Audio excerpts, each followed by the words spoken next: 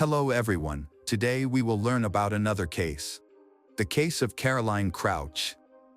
This case brings us to Nera, a coastal town near central Athens in Greece. Caroline Crouch's parents moved to Greece from England when she was 8 years old, and they lived there for all the following years. At the age of 15, Caroline met her future husband, Bobish, in the town of Alonissos, where her parents had settled. Bobish's parents had a summer house for recreation, which he often visited. Although he was 14 years older, Caroline and Bobish eventually started dating and then living together. In 2019, they got married. Bobish was successful and respected. He held the position of helicopter pilot, and Caroline was studying at the university, hoping to enter the School of Public Catering. Caroline, 20, lived there with her 34-year-old husband, Bobish Anagnostopoulos, and her black belt in boxing. She loved animals and got herself a husky puppy when he was only 2 months old. Caroline named the dog Roxy and devoted a lot of time to the pet. In addition to the puppy, there were 4 more cats. A few weeks after their wedding, Caroline found out she was pregnant. Unfortunately, after only 3 months, her pregnancy was interrupted. However, there were no complications. After that, she was able to conceive again and gave birth to a beautiful girl, whom her parents named Lydia. Caroline's world revolved around Lydia. Everyone who knew her said that motherhood was absolutely everything to her. On May 11, 2021, the police received a call from a house in Nera, which turned out to be the home of Caroline and Bobish. The officers were told a story so horrifying that even the oldest and most experienced detectives were in complete shock. When the police arrived at the house in question, they were confronted with a horrific scene. Caroline was severely injured, and little Lydia was screaming and trying to wake her mother up. Tragically, Caroline was lying on the bed and was already dead. Her husband, Bobish, was tied up and handcuffed, with his eyes taped shut. Bobish told the police that a gang of robbers had broken into the house early in the morning while everyone was asleep. One of the gang members put a gun to little Lydia's head and demanded to know where the hidden money was. Bobish indicated where the money was and begged them not to hurt the child. Caroline, who practiced boxing, tried to resist, but several people immediately immobilized her. The leader of the gang personally strangled her, taking all the cash and jewelry. The bandits left, having tied up Bobish and taped his mouth and eyes. As a result, he lost consciousness. When Bobish came to his senses, he managed to find a phone through a small gap in the tape over his eyes using his nose. He dialed the last number in the call log, which was a neighbor's number. When the neighbor picked up, heard muffled sounds and moaning, realizing the situation, the neighbor rushed to Bobish's house, helped him call the police, and recalled later that he had heard some sounds from the neighboring house but did not attach any importance to them. When the police began to inspect the house, they established that more than £10,000 in cash had been stolen, as well as jewelry worth £20,000. Bobish said the family had recently bought a plot of land and had to pay some workers. He also suggested that someone had warned the gang, or that someone within the gang must have known about the family's financial situation in advance. The brutal nature of the crime sent shockwaves throughout Greece and soon spread around the world. The police were equally horrified and commented on how rare such crimes were in their country. The public was outraged and panicked, extending a helping hand to offer support to Bobish and his family. Although there were cameras and video surveillance around the family's house, there was little usable footage, as the cameras were not working or had not been turned on during the robbery and subsequent murder. Footage from an outdoor camera captured a car driving by around the time of the robbery, but the high fence obstructed the view of the make or license plate. Unfortunately, DNA collected from beneath Caroline's fingernails was inconclusive, and there were no witnesses. The only accounts came from the neighbor and Bobish himself. This story spread through the media like wildfire, and soon the world was waiting to see who would be arrested for this terrible crime. Government officials announced a €300,000 reward 3 days after Caroline's death for information about the massacre. All shops, bars, and restaurants on the island of Alonissos closed in solidarity, as 2,000 residents mourned a woman they had accepted as their own and felt deeply insulted by the crime. During the investigation, Babish was offered to take a test to determine what language the bandits used when they communicated with him.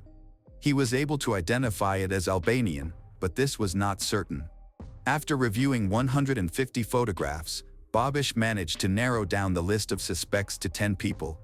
There was an Albanian gang that had been involved in very brutal robberies, subjecting victims to torture and beatings, with similar cases occurring 6 months prior. The police intensified their efforts to find anyone connected to the gang, utilizing their findings and knowledge, as well as Babish's list of 10 suspects. They came across one specific person described by Babish as a broad-shouldered man, approximately 165 centimeters tall, with short blonde hair, a known brutal abuse with a history of hating women. The police began investigating potential connections between this individual and another suspect who had robbed the home of a pilot instructor in Babish's squad 3 years ago. Additionally, the police had another suspect named Yanis, who was also reported to be working with the gang. Soon after the funeral, a resident of Georgia attracted the attention of the authorities due to possessing a fake passport. After DNA samples were taken from him, it turned out he was involved in a home invasion, but it occurred at a different location and happened 4 days before the attack on Caroline's home. Both cases were later scrutinized. Significant differences led to the Georgian resident being eliminated as a suspect when nothing linked him to Caroline's apartment. At the same time, experts expressed concern, noting that as time went on, there was less hope of finding the culprit.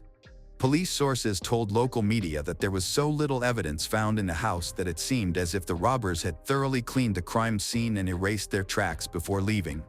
Caroline's husband was frequently called to the police station, and he obediently came with a mournful expression, conscientiously answering all of the investigators' many questions. The detectives studied the chronology of those days, the work schedules of Babish and Caroline. They sought as much information as possible about the couple and their relationship. Babish shared much information, but the diary found in the house painted a very different picture than what him presented. In her diary, Caroline described Babish as rude and cruel, revealing that she had been trying to leave him for a long time. Caroline first told her husband about her desire to leave in July 2020, when their daughter Lydia was born. She expressed that she had become increasingly unhappy and was searching for a new home. However, she began to doubt her decision, thinking about her daughter growing up in a single-parent family. Later, she wrote that Babish had control over her and had installed a tracking app on her phone. When Caroline attended therapy sessions, he could hear everything discussed. The couple's family consultant, Elaine, learned from Caroline that she was looking for an apartment in central Athens for herself and Lydia, near the culinary school she dreamed of attending.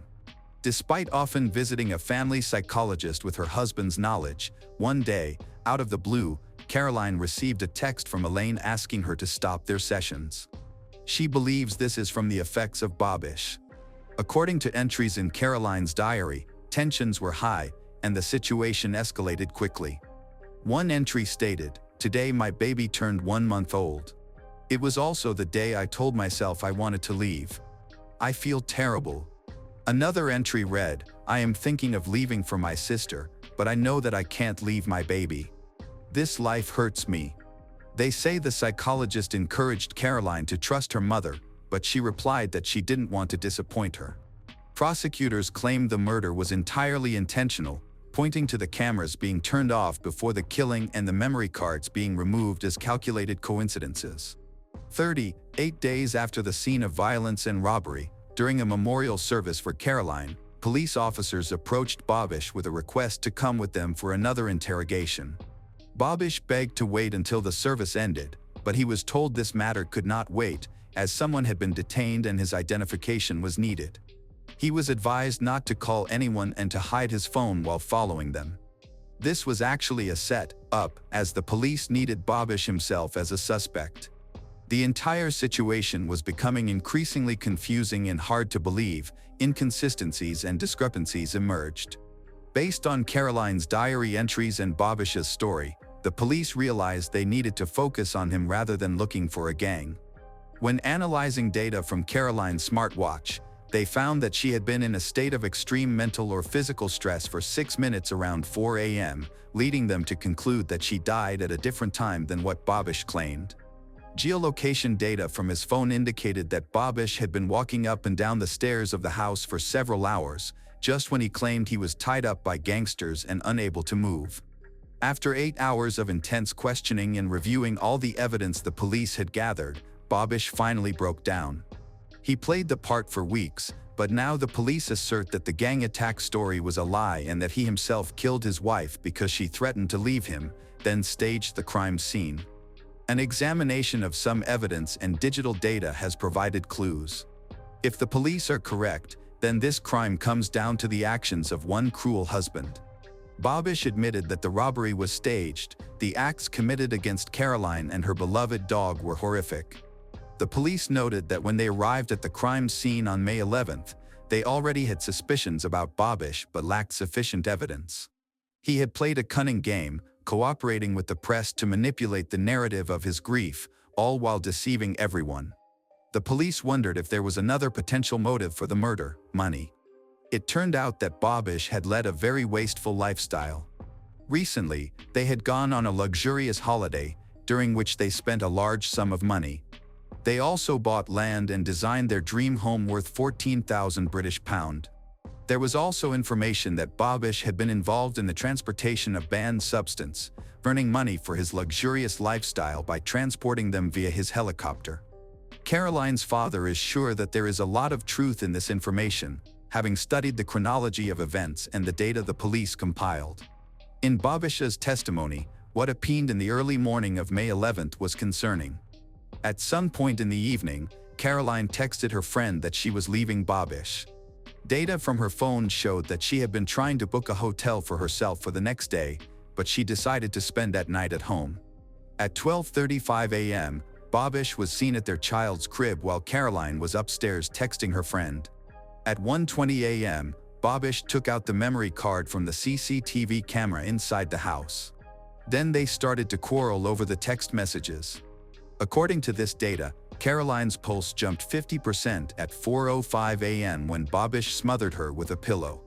5 to 6 minutes later, at 4:11 a.m. the watch stopped recording her heartbeat. He placed their young daughter next to her dead mother on the bed in an attempt to create a convincing and shocking crime scene. He then threw clothes around the house to stage a robbery. At one point, he also got rid of Caroline's pet husky. The finale of his scheme was tying himself up and taping himself. Just 2 hours later, at 6 a.m., Babish called to report a fake robbery. An expert stated that Caroline died in torment, and, with the help of her smartwatch, it became clear that she was resisting with all her might. In his speech in court, Babish described the strangulation of his wife as a hug.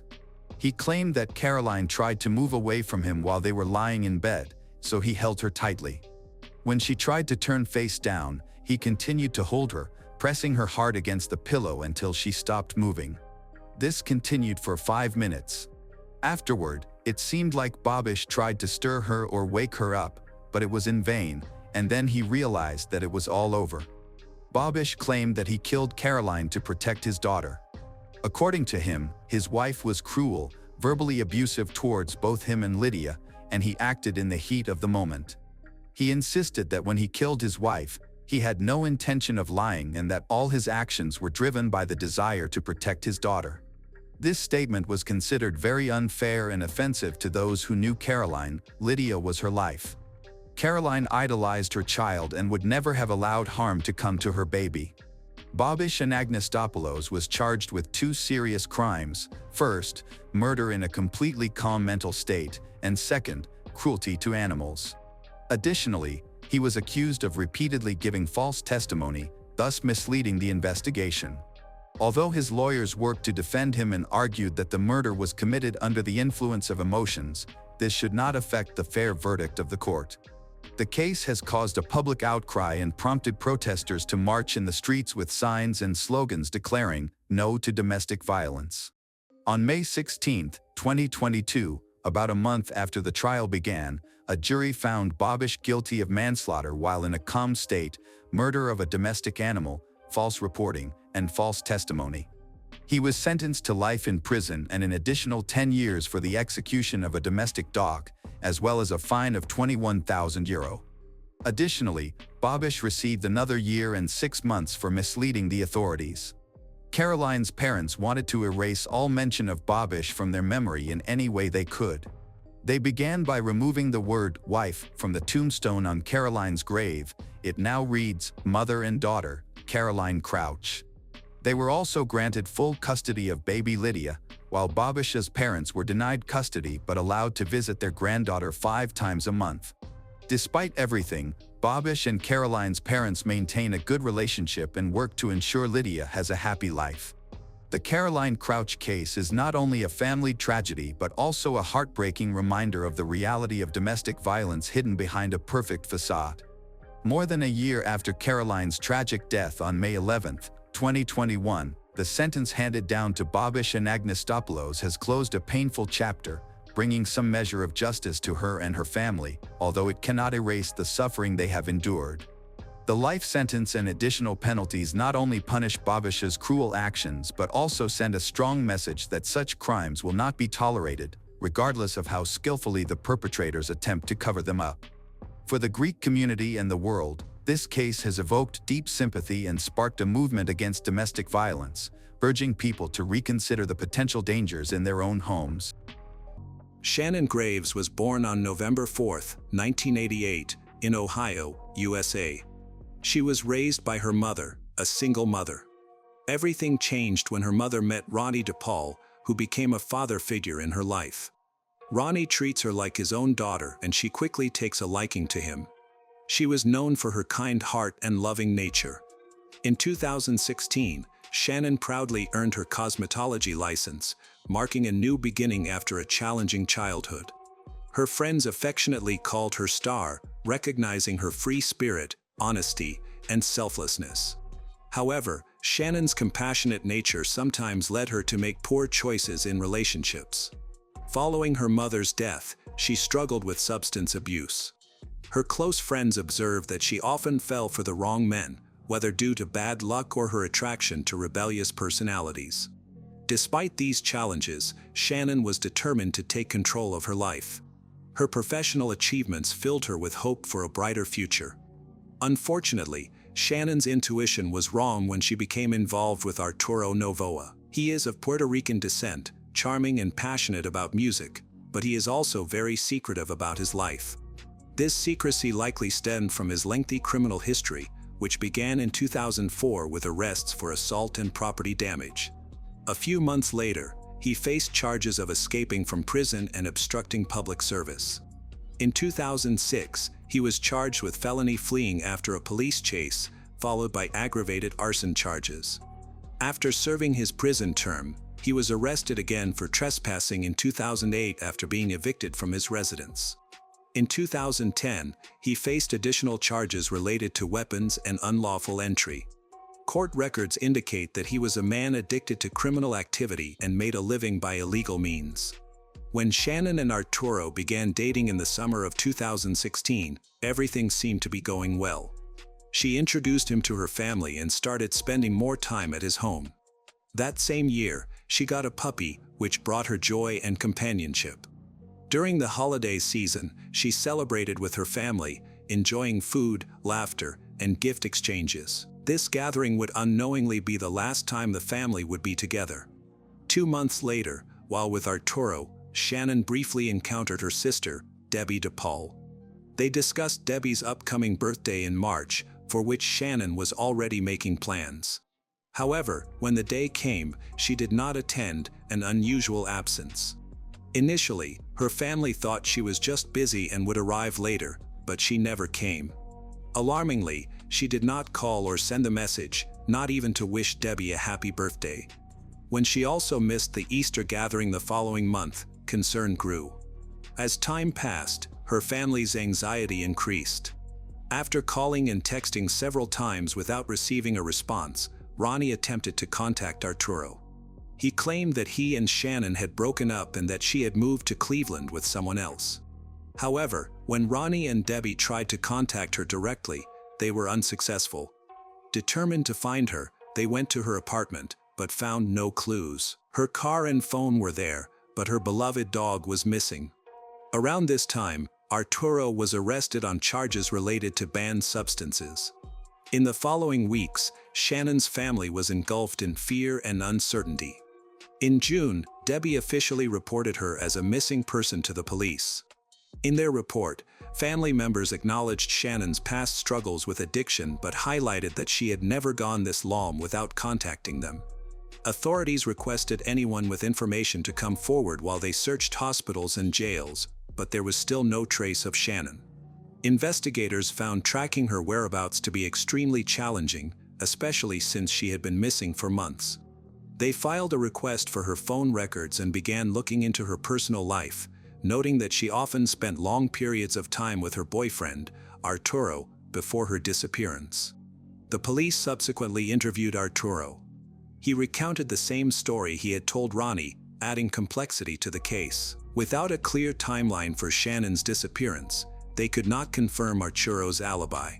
Additionally, there was no evidence of a new boyfriend with whom Shannon had supposedly moved in.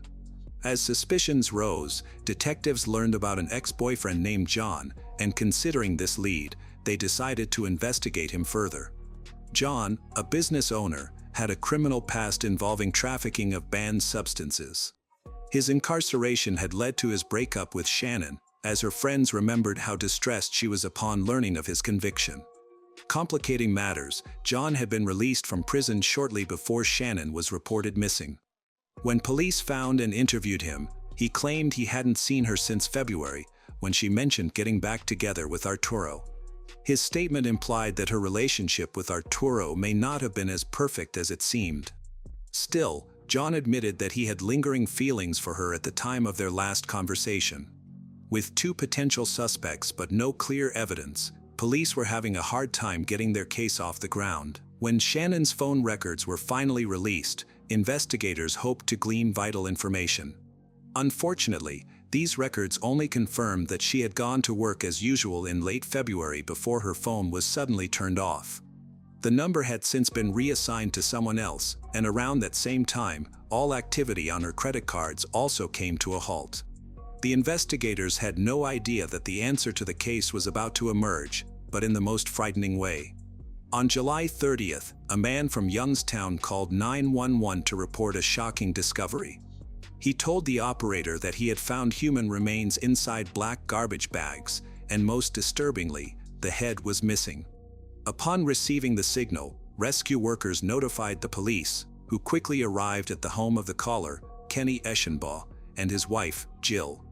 While forensic experts investigated the remains, Kenny and Jill were brought in for questioning. According to their testimony, the freezer containing the body parts belonged to a friend. A week prior, this friend had asked Kenny and Jill to store it in their basement, claiming it was filled with meat he didn't want to spoil. On July 29th, Jill decided to cook spaghetti and meatballs for dinner and thought she could use some meat from the freezer, planning to replace it later. However, when she approached the freezer, she found it locked. Assuming their friend was just being eccentric, she used a screwdriver to pry it open. To her horror, instead of meat, she found bags filled with what turned out to be human remains.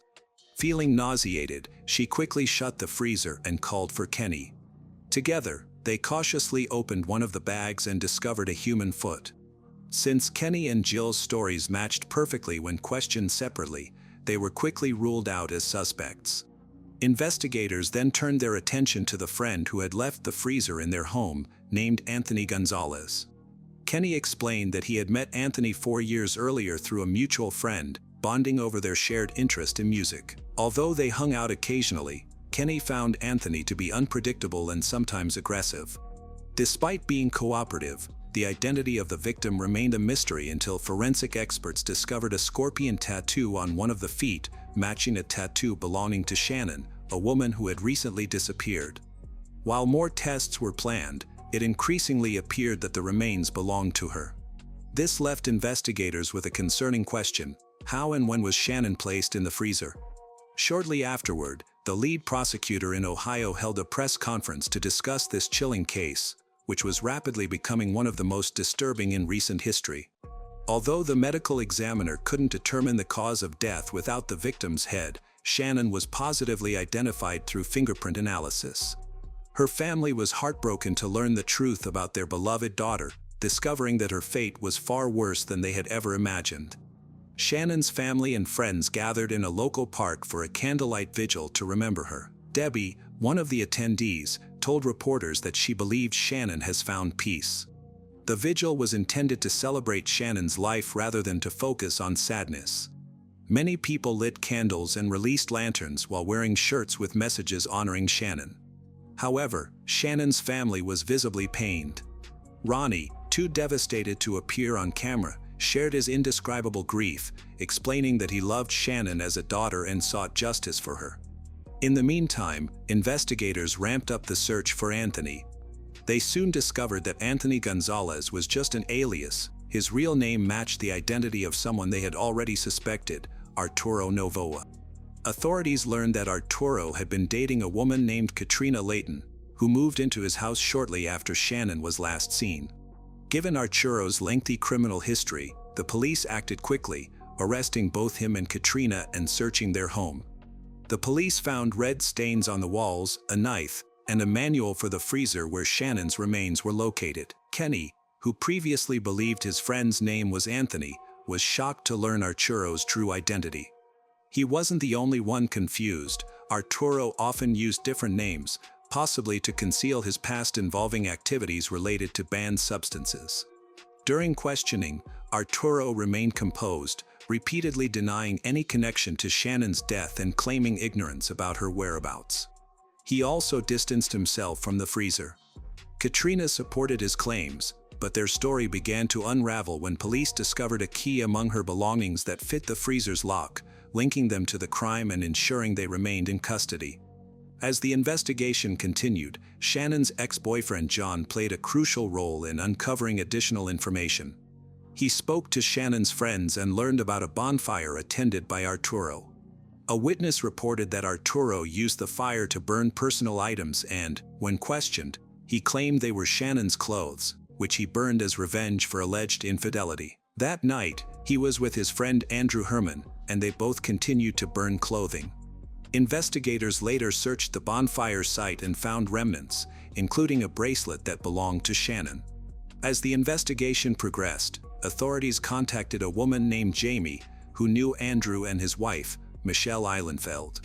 Jamie reveals that Arturo and Katrina were behind Shannon's murder, while Andrew helped handling the body of her body. Jamie stated that Katrina had harbored jealousy towards Shannon for a long time, and that Shannon felt the same way about her. The situation became more complicated when neighbors reported seeing Katrina walking Shannon's dog and using her credit card to make small purchases, suggesting that Katrina had taken over a part of her life. Amid these incidents, Ronnie passed away unexpectedly without witnessing justice.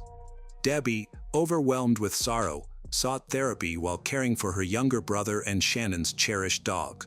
Meanwhile, Andrew and Michelle were placed in pretrial detention. Authorities gathered a wealth of evidence that Michelle had threatened witnesses, interfered with the investigation, and covered up the crime. As the case went to the jury, the truth of what happened became clearer. On February 24, 2017, Arturo killed Shannon, likely with Katrina present. He later called Andrew to assist him in handling the body. They disposed of her head, stored other body parts in their freezer, and discarded some remains in an undisclosed location that authorities have yet to find. The prosecutor stated that Arturo was merely a small-time dealer of banned substances, acting out of jealousy over Shannon's finances. Katrina, on the other hand, wanted Shannon to keep her distance so she could pursue a relationship with Arturo. Facing the death penalty, the four defendants ultimately accepted plea deals. Arturo Novoa received a life sentence for murdering Shannon. Katrina Layton was sentenced to 18 years, Andrew Herman to 12 years, and Michelle Eilenfeld to 2 years. Arturo attempted to appeal his sentence, but it was upheld. To keep the memory of Shannon alive, Debbie created a social media page dedicated to her younger sister, where she frequently shares pictures of her pet dog. She frequently visits Shannon's grave, where she has established a special ritual. After cutting the grass, Debbie spray paints a large pink heart next to the headstone, which was Shannon's favorite color. In a local interview a few years later, Debbie recalled the devastating call she received about the partial discovery of Shannon's remains. Currently, the investigators who helped convict Arturo are still searching for the missing parts of Shannon's remains. Debbie remains hopeful that they will be found someday as she continues to honor her sister's memory through her dedicated online tribute. Shannon Graves was born on November 4, 1988, in Ohio, USA. She was raised by her mother, a single mother. Everything changed when her mother met Ronnie DePaul, who became a father figure in her life. Ronnie treats her like his own daughter, and she quickly takes a liking to him. She was known for her kind heart and loving nature. In 2016, Shannon proudly earned her cosmetology license, marking a new beginning after a challenging childhood. Her friends affectionately called her Star, recognizing her free spirit, honesty, and selflessness. However, Shannon's compassionate nature sometimes led her to make poor choices in relationships. Following her mother's death, she struggled with substance abuse. Her close friends observed that she often fell for the wrong men, whether due to bad luck or her attraction to rebellious personalities. Despite these challenges, Shannon was determined to take control of her life. Her professional achievements filled her with hope for a brighter future. Unfortunately, Shannon's intuition was wrong when she became involved with Arturo Novoa. He is of Puerto Rican descent, charming and passionate about music, but he is also very secretive about his life. This secrecy likely stemmed from his lengthy criminal history, which began in 2004 with arrests for assault and property damage. A few months later, he faced charges of escaping from prison and obstructing public service. In 2006, he was charged with felony fleeing after a police chase, followed by aggravated arson charges. After serving his prison term, he was arrested again for trespassing in 2008 after being evicted from his residence. In 2010, he faced additional charges related to weapons and unlawful entry. Court records indicate that he was a man addicted to criminal activity and made a living by illegal means. When Shannon and Arturo began dating in the summer of 2016, everything seemed to be going well. She introduced him to her family and started spending more time at his home. That same year, she got a puppy, which brought her joy and companionship. During the holiday season, she celebrated with her family, enjoying food, laughter, and gift exchanges. This gathering would unknowingly be the last time the family would be together.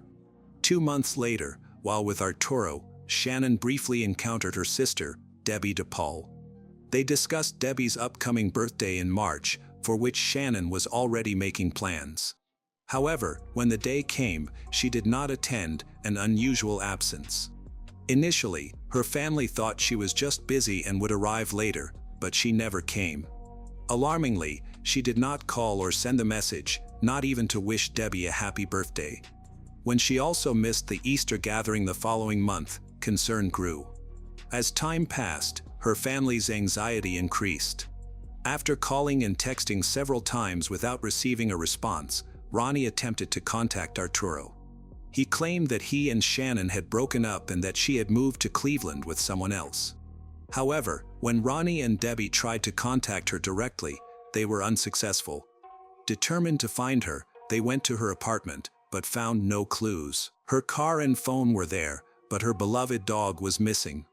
Around this time, Arturo was arrested on charges related to banned substances. In the following weeks, Shannon's family was engulfed in fear and uncertainty.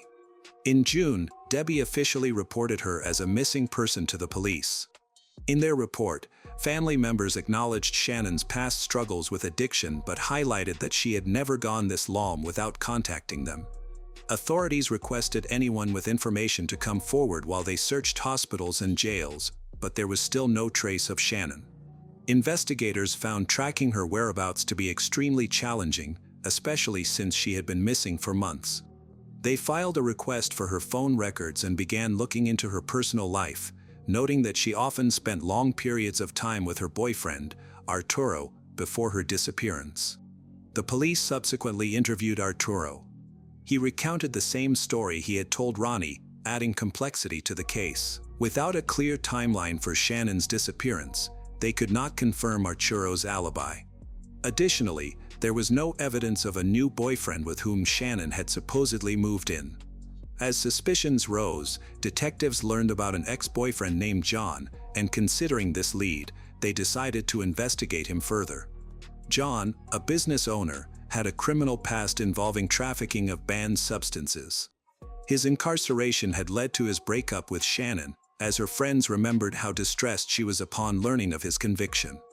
Complicating matters, John had been released from prison shortly before Shannon was reported missing. When police found and interviewed him, he claimed he hadn't seen her since February, when she mentioned getting back together with Arturo. His statement implied that her relationship with Arturo may not have been as perfect as it seemed. Still, John admitted that he had lingering feelings for her at the time of their last conversation. With two potential suspects but no clear evidence, police were having a hard time getting their case off the ground. When Shannon's phone records were finally released, investigators hoped to glean vital information. Unfortunately, these records only confirmed that she had gone to work as usual in late February before her phone was suddenly turned off. The number had since been reassigned to someone else, and around that same time, all activity on her credit cards also came to a halt. The investigators had no idea that the answer to the case was about to emerge, but in the most frightening way. On July 30th, a man from Youngstown called 911 to report a shocking discovery. He told the operator that he had found human remains inside black garbage bags, and most disturbingly, the head was missing. Upon receiving the signal, rescue workers notified the police, who quickly arrived at the home of the caller, Kenny Eschenbaugh, and his wife, Jill. While forensic experts investigated the remains, Kenny and Jill were brought in for questioning. According to their testimony, the freezer containing the body parts belonged to a friend. A week prior, this friend had asked Kenny and Jill to store it in their basement, claiming it was filled with meat he didn't want to spoil. On July 29th, Jill decided to cook spaghetti and meatballs for dinner and thought she could use some meat from the freezer, planning to replace it later. However, when she approached the freezer, she found it locked. Assuming their friend was just being eccentric, she used a screwdriver to pry it open. To her horror, instead of meat, she found bags filled with what turned out to be human remains. Feeling nauseated, she quickly shut the freezer and called for Kenny. Together, they cautiously opened one of the bags and discovered a human foot. Since Kenny and Jill's stories matched perfectly when questioned separately, they were quickly ruled out as suspects. Investigators then turned their attention to the friend who had left the freezer in their home, named Anthony Gonzalez. Kenny explained that he had met Anthony 4 years earlier through a mutual friend, bonding over their shared interest in music. Although they hung out occasionally, Kenny found Anthony to be unpredictable and sometimes aggressive. Despite being cooperative, the identity of the victim remained a mystery until forensic experts discovered a scorpion tattoo on one of the feet, matching a tattoo belonging to Shannon, a woman who had recently disappeared. While more tests were planned, it increasingly appeared that the remains belonged to her. This left investigators with a concerning question: how and when was Shannon placed in the freezer? Shortly afterward, the lead prosecutor in Ohio held a press conference to discuss this chilling case, which was rapidly becoming one of the most disturbing in recent history. Although the medical examiner couldn't determine the cause of death without the victim's head, Shannon was positively identified through fingerprint analysis. Her family was heartbroken to learn the truth about their beloved daughter, discovering that her fate was far worse than they had ever imagined. Shannon's family and friends gathered in a local park for a candlelight vigil to remember her. Debbie, one of the attendees, told reporters that she believed Shannon has found peace. The vigil was intended to celebrate Shannon's life rather than to focus on sadness. Many people lit candles and released lanterns while wearing shirts with messages honoring Shannon. However, Shannon's family was visibly pained. Ronnie, too devastated to appear on camera, shared his indescribable grief, explaining that he loved Shannon as a daughter and sought justice for her. In the meantime, investigators ramped up the search for Anthony. They soon discovered that Anthony Gonzalez was just an alias. His real name matched the identity of someone they had already suspected, Arturo Novoa. Authorities learned that Arturo had been dating a woman named Katrina Layton, who moved into his house shortly after Shannon was last seen. Given Arturo's lengthy criminal history, the police acted quickly, arresting both him and Katrina and searching their home. The police found red stains on the walls, a knife, and a manual for the freezer where Shannon's remains were located. Kenny, who previously believed his friend's name was Anthony, was shocked to learn Arturo's true identity. He wasn't the only one confused. Arturo often used different names, possibly to conceal his past involving activities related to banned substances. During questioning, Arturo remained composed, repeatedly denying any connection to Shannon's death and claiming ignorance about her whereabouts. He also distanced himself from the freezer. Katrina supported his claims, but their story began to unravel when police discovered a key among her belongings that fit the freezer's lock, linking them to the crime and ensuring they remained in custody. As the investigation continued, Shannon's ex-boyfriend John played a crucial role in uncovering additional information. He spoke to Shannon's friends and learned about a bonfire attended by Arturo. A witness reported that Arturo used the fire to burn personal items and, when questioned, he claimed they were Shannon's clothes, which he burned as revenge for alleged infidelity. That night, he was with his friend Andrew Herman, and they both continued to burn clothing. Investigators later searched the bonfire site and found remnants, including a bracelet that belonged to Shannon. As the investigation progressed, authorities contacted a woman named Jamie, who knew Andrew and his wife, Michelle Eilenfeld. Jamie reveals that Arturo and Katrina were behind Shannon's murder, while Andrew helped handling the body of her body. Jamie stated that Katrina had harbored jealousy towards Shannon for a long time, and that Shannon felt the same way about her. The situation became more complicated when neighbors reported seeing Katrina walking Shannon's dog and using her credit card to make small purchases, suggesting that Katrina had taken over a part of her life. Amid these incidents, Ronnie passed away unexpectedly without witnessing justice. Debbie, overwhelmed with sorrow, sought therapy while caring for her younger brother and Shannon's cherished dog. Meanwhile, Andrew and Michelle were placed in pretrial detention. Authorities gathered a wealth of evidence that Michelle had threatened witnesses, interfered with the investigation, and covered up the crime. As the case went to the jury, the truth of what happened became clearer. On February 24, 2017, Arturo killed Shannon, likely with Katrina present. He later called Andrew to assist him in handling the body. They disposed of her head, stored other body parts in their freezer, and discarded some remains in an undisclosed location that authorities have yet to find.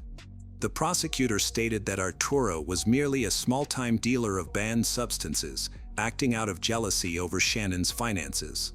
Katrina, on the other hand, wanted Shannon to keep her distance so she could pursue a relationship with Arturo. Facing the death penalty, the four defendants ultimately accepted plea deals. Arturo Novoa received a life sentence for murdering Shannon. Katrina Layton was sentenced to 18 years, Andrew Herman to 12 years, and Michelle Eilenfeld to 2 years. Arturo attempted to appeal his sentence, but it was upheld. To keep the memory of Shannon alive, Debbie created a social media page dedicated to her younger sister, where she frequently shares pictures of her pet dog. She frequently visits Shannon's grave, where she has established a special ritual. After cutting the grass, Debbie spray paints a large pink heart next to the headstone, which was Shannon's favorite color. In a local interview a few years later, Debbie recalled the devastating call she received about the partial discovery of Shannon's remains. Currently, the investigators who helped convict Arturo are still searching for the missing parts of Shannon's remains. Debbie remains hopeful that they will be found someday as she continues to honor her sister's memory through her dedicated online tribute. Hello, true crime fans. We've got another mysterious case to explore. The case of Zach Bowen and Addie Hall. Zach Bowen is a cheerful, confident, and friendly young man. In the summer of 1995, Zach took a short trip to the United States with his father. They arrived in New Orleans, Louisiana, where they planned to stay for a short time. Zach's father eventually decided to leave, but Zach wanted to stay because he had fallen in love with the city at first sight. He found a job at a bar and began to establish his life there. Soon, Zach met Lana, a dancer from Texas. She was sociable, cheerful, and somewhat carefree, which matched Zach's personality. They developed feelings for each other and started dating. Their relationship progressed rapidly, and Lana eventually discovered she was pregnant. At the time, Zach was just 18 while Lana was 28.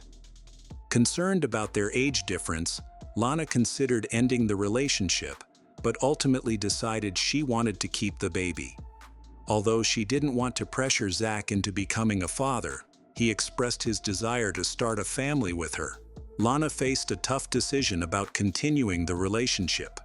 She worried that Zach might not be ready to be a husband and father, despite his genuine love for her. While she had feelings for him, she recognized that their relationship could face challenges in the future. Zach had initially come to New Orleans to pursue an education and become an English teacher. But ultimately, he chose to prioritize his family, and they got married. After some time, Lana became pregnant again, which meant the family now had 2 children. Zach, the young father, urgently needed a better-paying job.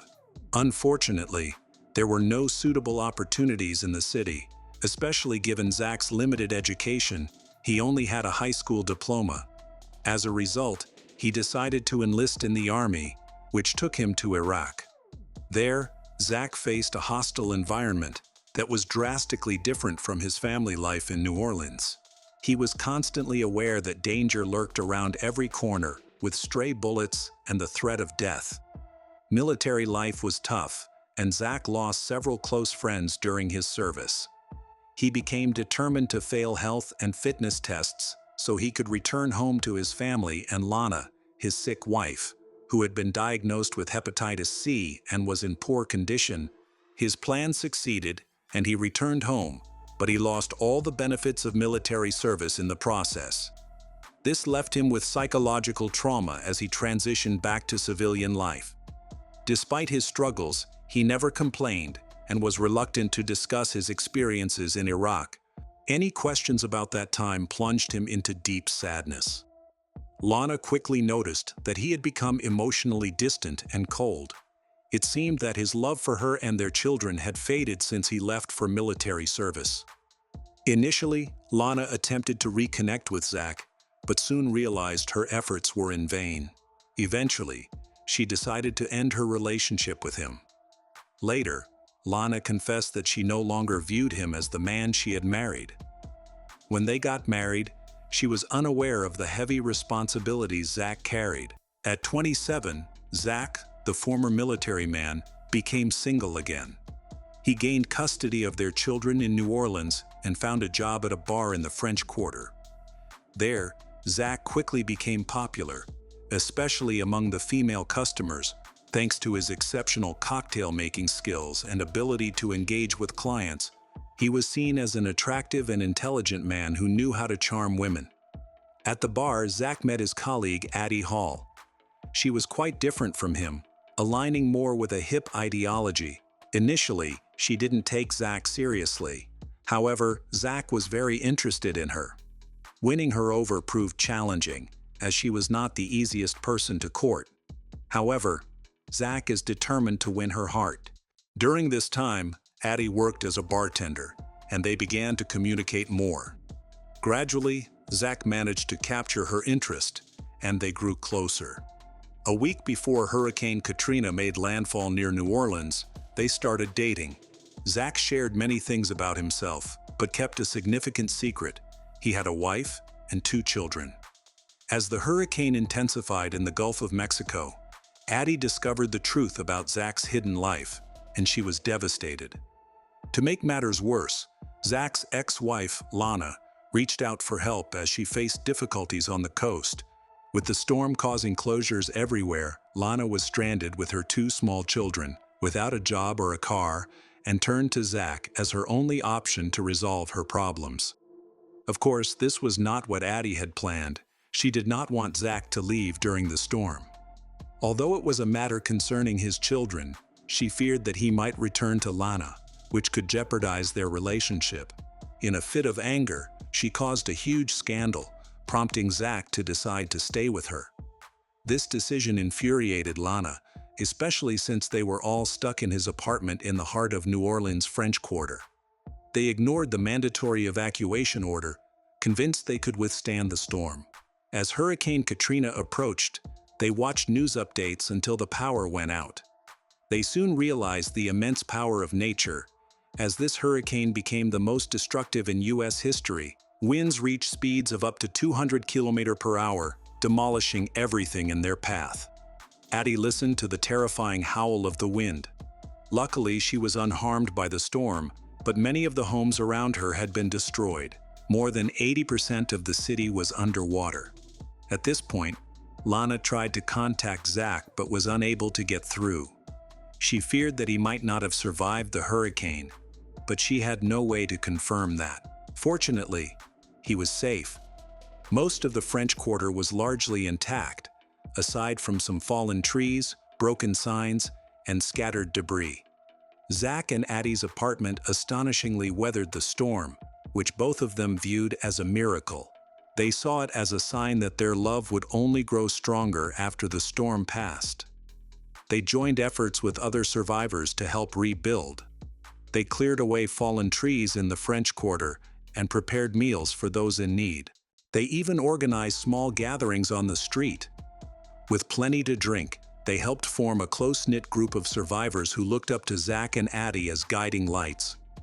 For them, Zach and Addie's experience felt like a series of romantic adventures amidst the ruins of New Orleans. However, unbeknownst to them, they were blissfully unaware of how quickly happiness can fade. The destruction was so extensive that government agencies took a long time to gather information about the survivors. For a significant period, they couldn't reach the survivors, who had to fend for themselves. Addie's loved ones and Lana were unable to contact them for weeks and feared the worst. Eventually, rescuers arrived, accompanied by a film crew that documented the situation. Zach and Addie quickly became well known in the French Quarter, with Addie even appearing on the cover of the New York Times. Not only did they help many people escape from the rubble, but they also provided support to others, assisting them in coping with the aftermath of the storm. Zach and Addie had the chance to reach out to their family members. Zach's first call was to his mother. Despite the destruction around them, both he and his mother felt surprisingly upbeat and even enjoyed the atmosphere. Their loved ones were happy that everything was okay. However, this was not the case for Lana, Zach's ex-wife, who was still grieving the near loss of him. Almost a month has passed, but Lana still hasn't heard from him. Then, unexpectedly, Lana saw a magazine cover featuring Zach happily grilling with his new girlfriend, Addie. This infuriated her. While she had been anxious and unable to reach him, he seemed to be living a carefree life. Compounding her frustration, she was unemployed and struggling to pay her bills.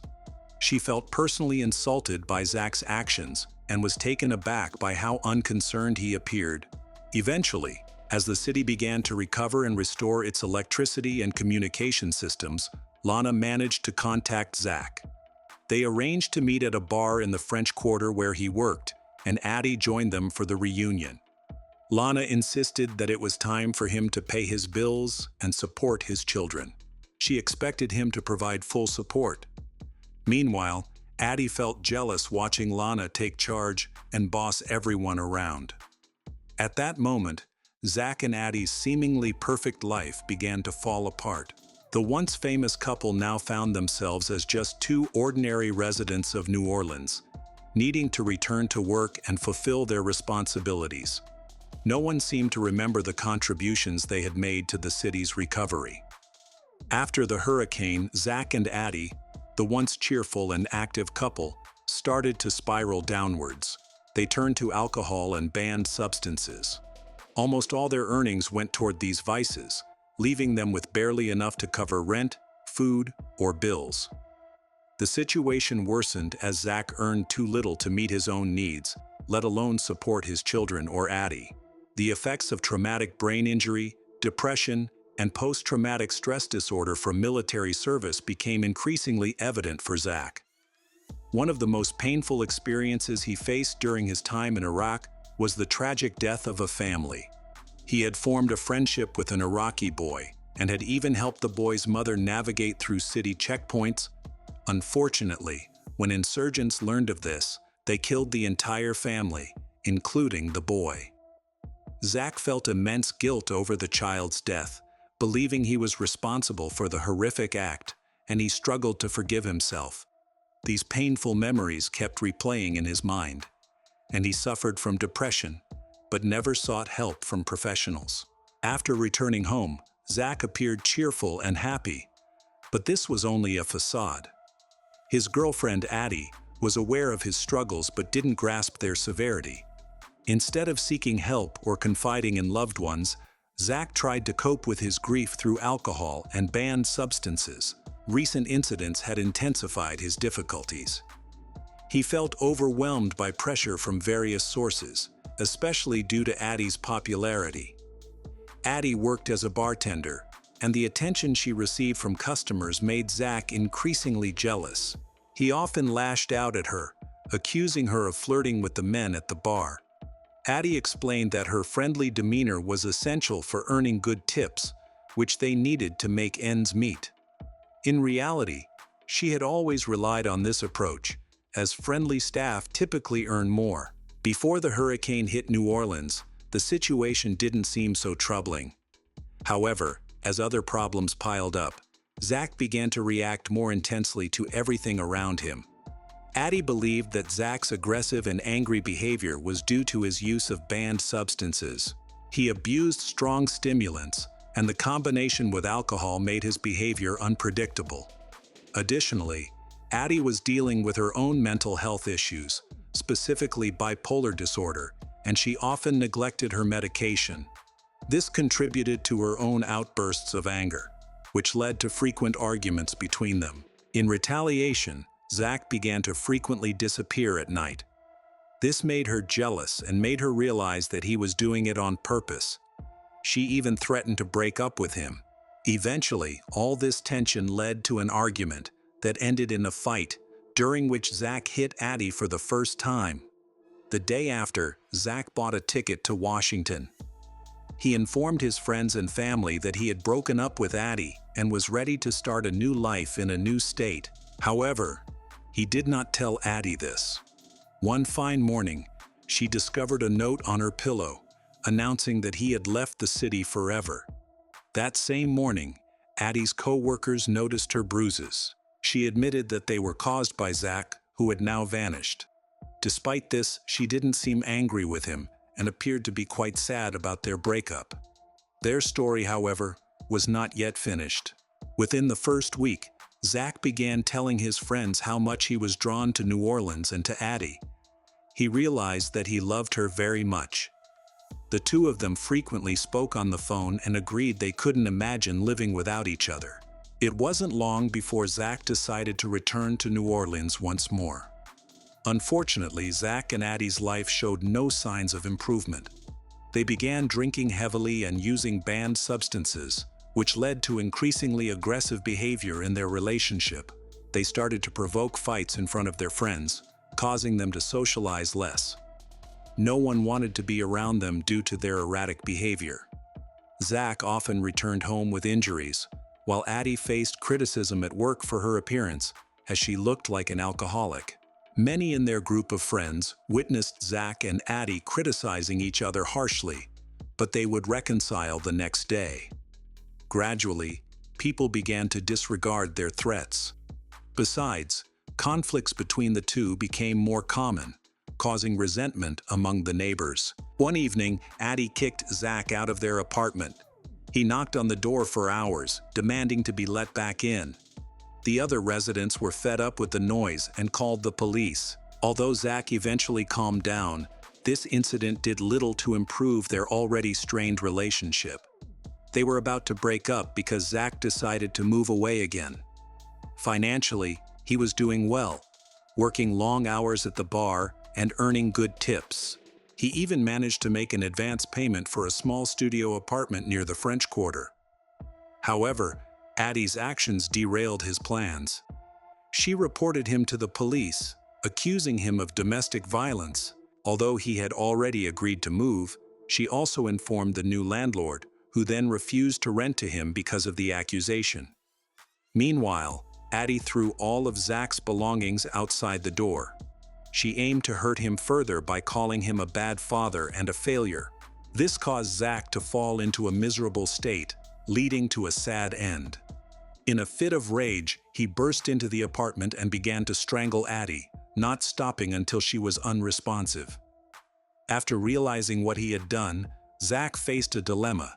Should he hide or turn himself in? Dark thoughts crossed his mind, including the idea of ending his own life. Instead, he retrieved Addie's notebook and began to write a detailed account of what had happened. He described how Addie had tried to kick him out, how their argument escalated into a physical confrontation, and how her hurtful words made him lose control. During this time, Zach was using numerous hard-banned substances and seemed to be in an altered state of mind. He shared his feelings, stating that he still loved Addie, even though she was lying dead on the floor.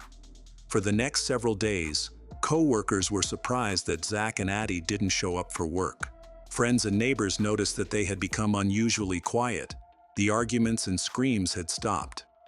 Over time, Addie's body began to decompose quickly, resulting in a foul odor. Despite consistently being under the influence of a banned substance, Zach realized he had to take action. He lowered the apartment temperature as much as possible, using the air conditioning, and placed Addie's body in the bathtub filled with cold water to slow down the decomposition. Meanwhile, all of this was detailed in Addie's diary. After that, Zach decided to resolve his issues with his employer. He explained that Addie had left for North Carolina and that they had broken up. He requested a few days off to clear his head, and his boss understood his need for time away. In the days that followed, Zach spent time with friends and acquaintances, but they noticed he looked worse each day. He appeared unshaven and neglected his appearance. While Zach attributed his decline to the emotional toll of the breakup, he continued to share stories about Addie moving to North Carolina. During this time, several people grew concerned, sensing something was off, but nobody alerted the police. Everyone knew Addie had a free-spirited personality, so her sudden move was not too surprising. Zach spent the next few days engaging in self-destructive behavior, drinking, using banned substances, and engaging in unhealthy intimate relationship. He eventually called Lana and suggested they meet up for old time's sake. Lana quickly recognized that her ex-husband was not in a good state of mind and declined the invitation. She tried to confirm whether Addie had really gone to North Carolina, but Zach insisted that Addie had. This was the last time they spoke before he vanished and cut off all communication. During this time, Zach experienced severe psychosis. He harmed himself and burned a mark for each year of his life, totaling 28 burns. He stopped answering calls and missed work for several weeks, even though his vacation had ended a long time ago. Lana and her mother were deeply worried about him. They received no updates on Zach and feared the worst. Unexpectedly, Zach replied to Lana's message. He revealed that he planned to go to a club that evening to have a good time. He brought a large bag of banned substances with him to a strip club, where he enjoyed himself with the dancers and appeared to be in a cheerful mood.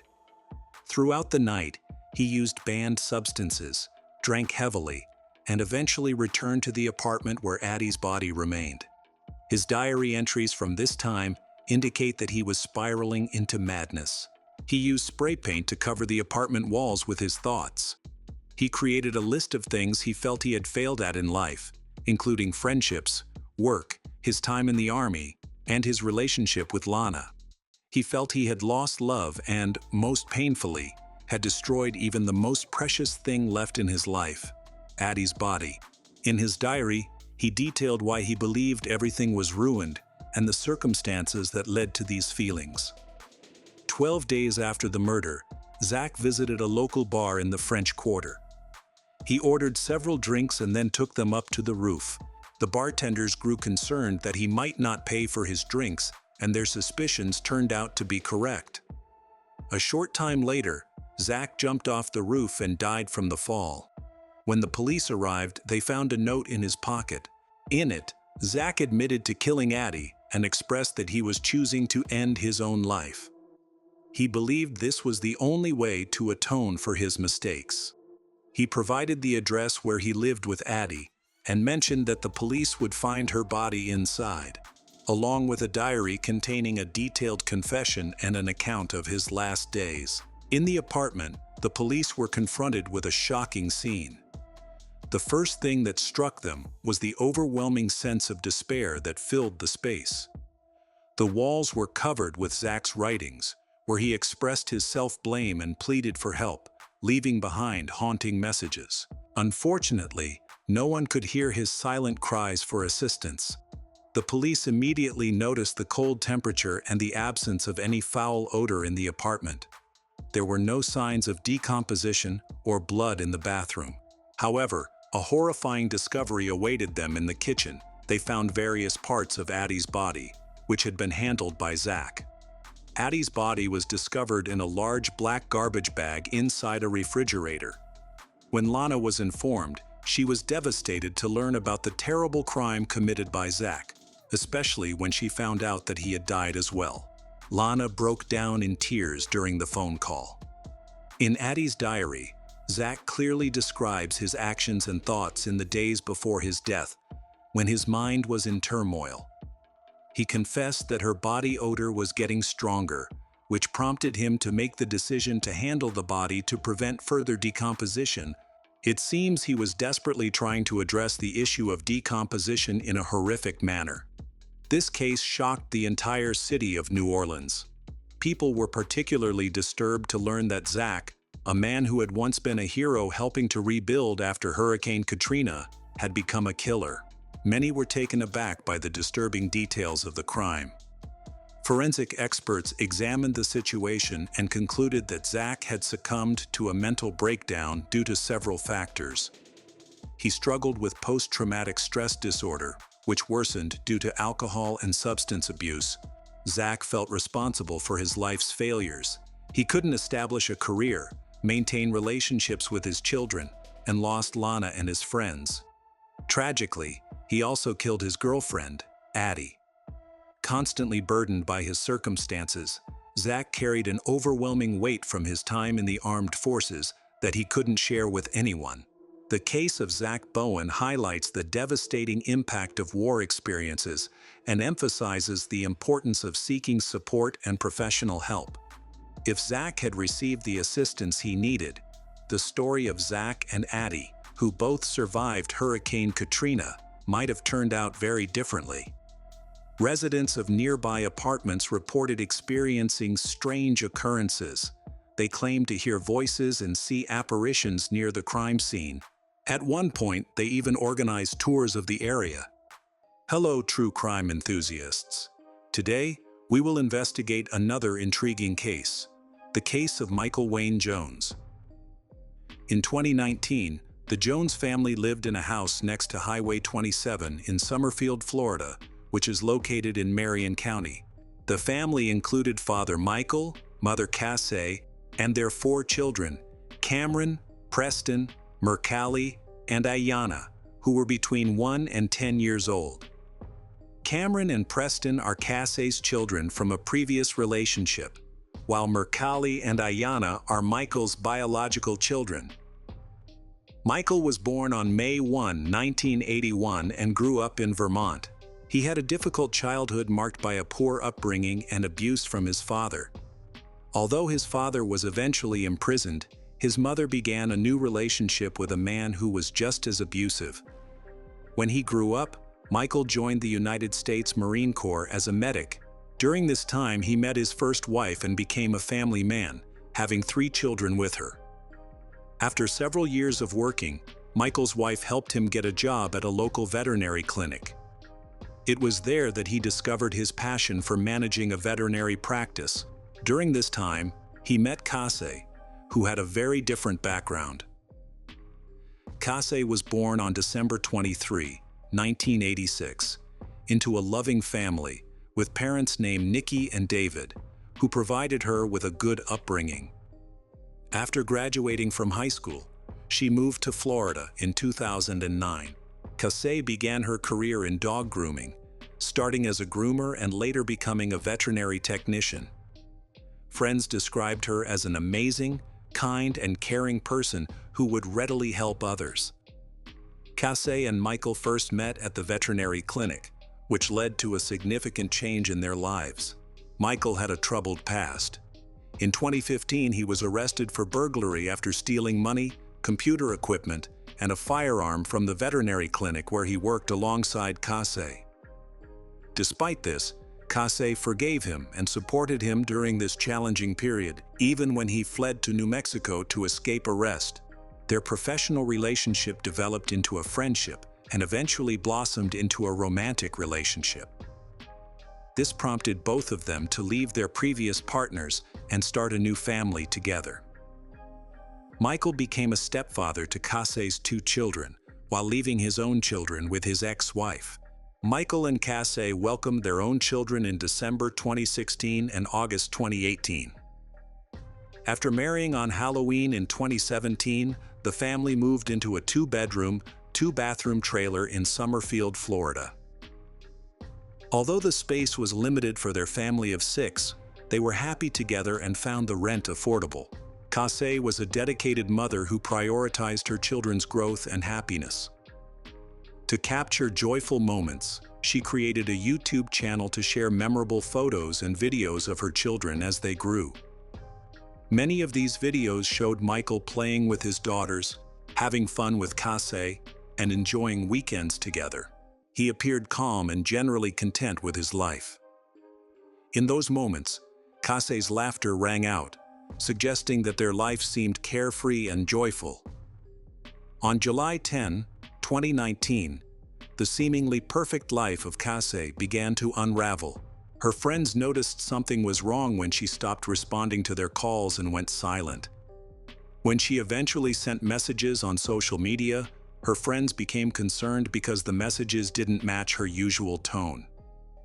The first person Case cut off contact with was her ex-husband, Richard Bowers, who is also the father of her sons, Preston and Cameron. On July 27, when Richard went to pick up his boys for a scheduled visit, he noticed Case wasn't home. When he asked Michael, who was at the house, about her, he was told she was out of town.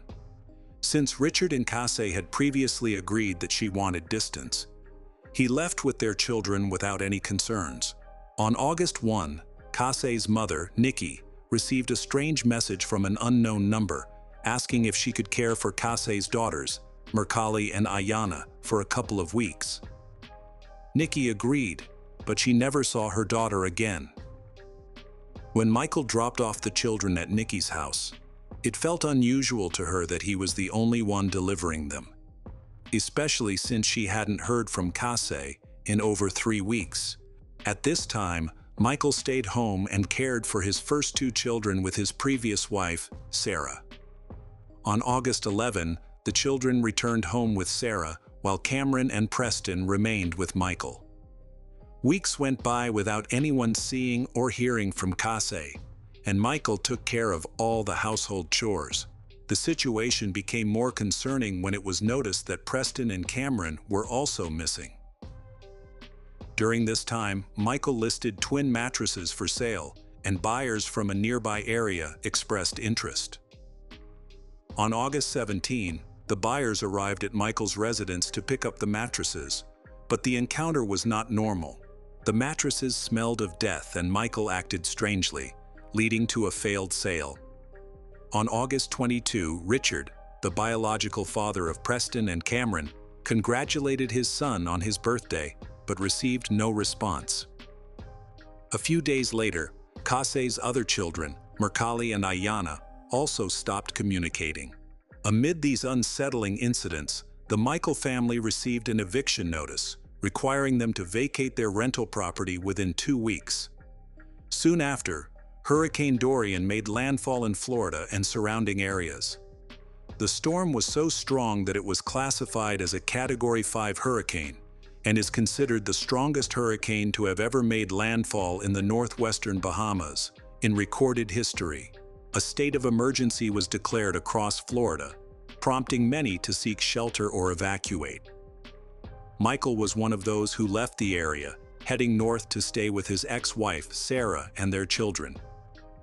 Although Michael stayed for 10 days, Sarah never saw him contact Case or the children. While she didn't approve of this, she was aware that Michael and Case were experiencing problems, so she didn't intervene.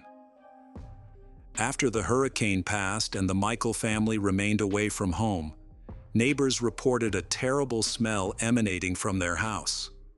The homeowner was notified and knew that Michael's family had supposedly moved out. However, when he looked out the window, he saw that the house was still full of furniture and personal belongings.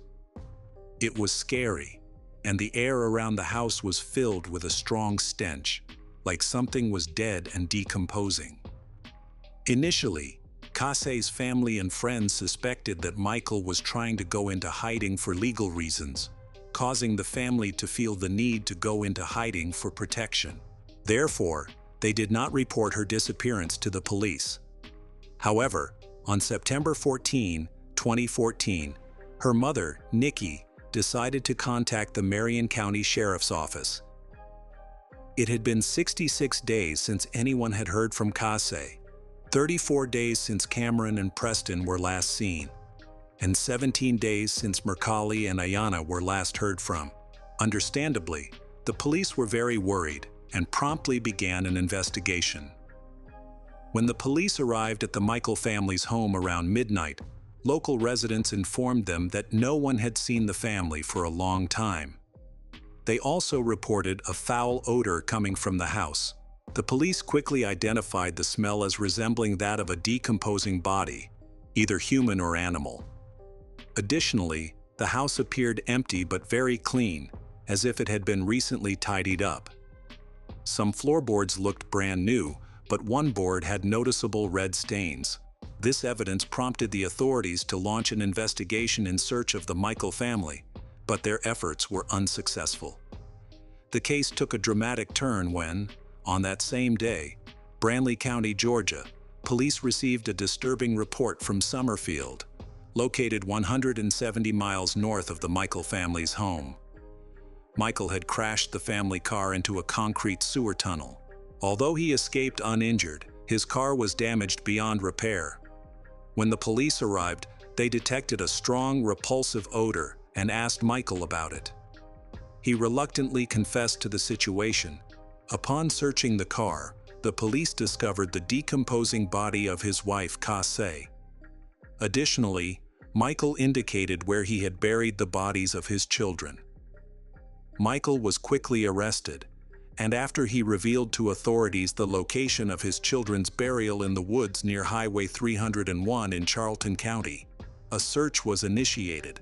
Investigators discovered a patch of freshly disturbed soil, and to their horror, they uncovered the bodies of Cameron, Preston, Mercalli, and Ayana.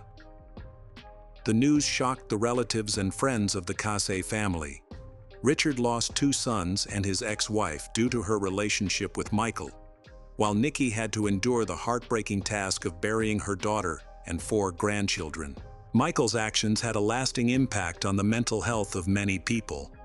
One of those affected was Michael's ex-wife, Sarah. Her children had stayed at Michael's house several times after he killed Case and were under the watch of their father, the killer. Additionally, Michael sought refuge from a hurricane at Sarah's home for several days, meaning her children were living close to him during that time. Given the brutality of Michael's actions, it is alarming to consider that he might have harmed Sarah and their other children. Fortunately, he did not, which meant that Sarah and her children were incredibly lucky. After his arrest, Michael cooperated during interrogations. He calmly answered questions without trying to mislead the police and even expressed gratitude for being caught, admitting that he felt he couldn't do anything right. He explained that his actions stemmed from a heated argument with Case after she accused him of having an affair. Michael described how Case lost control when she confronted him with a baseball bat and struck him. In a fit of rage, he took the bat from her and hit her several times on the head, continuing until he believed she was dead. He then placed her body in a plastic bag and hid it in a closet, cleaning up any visible blood. During this time, their 4 children were asleep in the house. Following Case's death, Michael began fabricating stories to cover up what he had done. For weeks, he used Case's phone to send messages to friends and family, pretending she was still alive. On August 10, 31 days after killing Case, he decided to murder her 2 sons. He strangled Cameron and then, the following night, used zip ties to strangle Preston. As time went on, the hot and humid weather caused a serious issue. The bodies began to decompose. To mask the smell, Michael tried using cat litter, but it was ineffective. On August 23, after the deaths of his wife and 2 stepchildren, he received an eviction notice, which increased his anxiety. Unable to keep the bodies in the house any longer, he felt confused. On August 25, he took his 2 daughters to the local police station. Sitting with them on a park bench across the street, he tried to figure out how to turn himself in.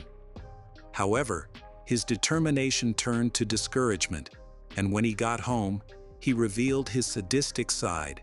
That night, he drowned both of his daughters, Mercalli and Ayanna, in the bathtub. 2 days later, during a storm, he went to Jacksonville to visit his ex-wife Sarah, without revealing that there were 5 bodies in the trunk of his car. The bodies remained there for 16 days until he finally buried his children. At the time of their deaths, Case was 32 years old, Cameron was 9, Preston was 4, Mercalli was 2, and Ayanna was just 11 months old. Michael Wayne Jones's trial began on December 8, 2022, and it seems unlikely that he will be released anytime soon. Because the murder of Case was not premeditated, Michael will face charges of second-degree murder for her death. However, he will be charged with first-degree murder for the deaths of his children. Since he has already confessed to these crimes, he is likely to receive a life sentence without the possibility of parole.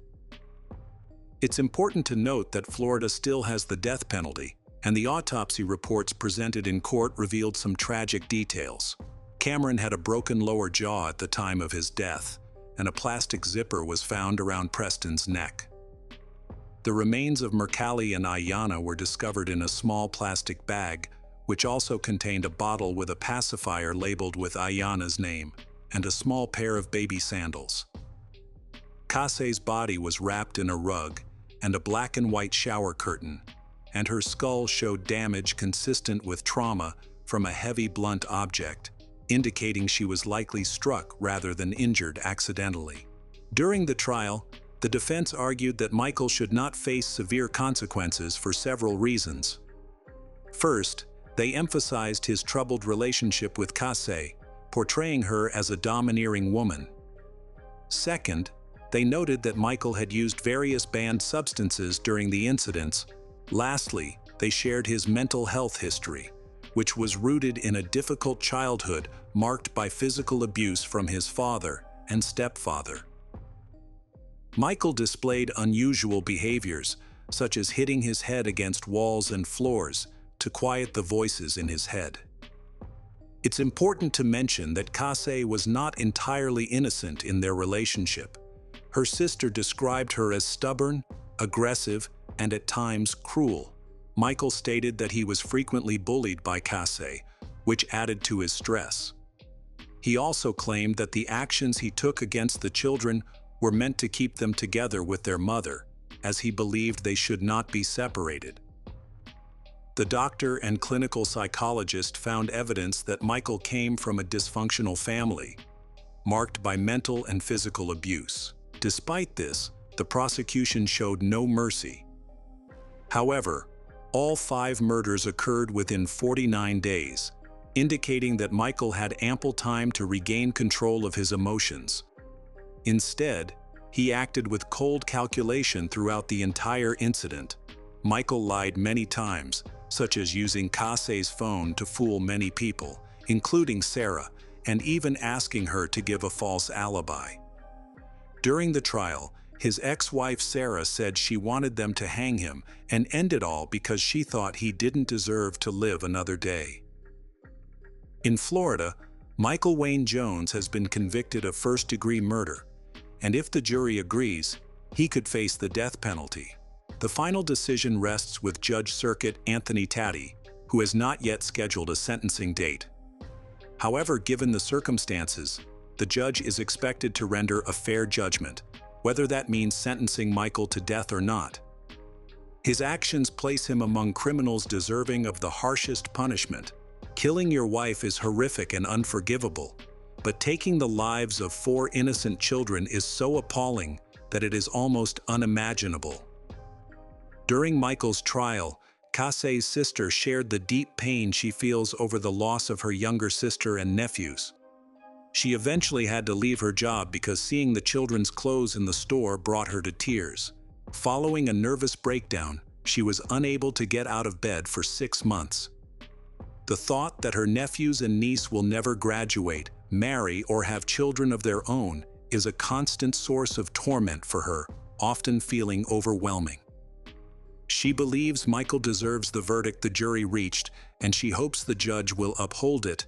On Friday, April 28, 2023, at a hearing at the Marion County Judicial Center in Ocala, Judge Anthony Taddy sentenced Michael Wayne Jones to death for the murders of 4 children. He was also credited with life in prison for the death of his wife, and was given credit for 1,322 days already served while awaiting the resolution of these cases. In Michigan, there is a small town called Traverse City, with a population of about 15,000. It is famous for the picturesque Lake Michigan, on the shores of which several resorts can be found. In the summer, a large number of tourists are attracted by festivals and water sports events. They come to swim, ride boats, enjoy delicious local food, and appreciate the unique landscapes around Lakes Michigan. In the winter, the area is snowy and quiet, there are few tourists, and life flows very slowly. It was in such a place that 18-year-old Kaylee Bruce lived and worked. She was always a cheerful and bright person. In addition, she was very smart, attractive, and determined. By the 1990s, she was considering pursuing an education. Thanks to her academic success in high school, she managed to gain admission to Northwestern Michigan College without any problems. The educational institution was located in Traverse City.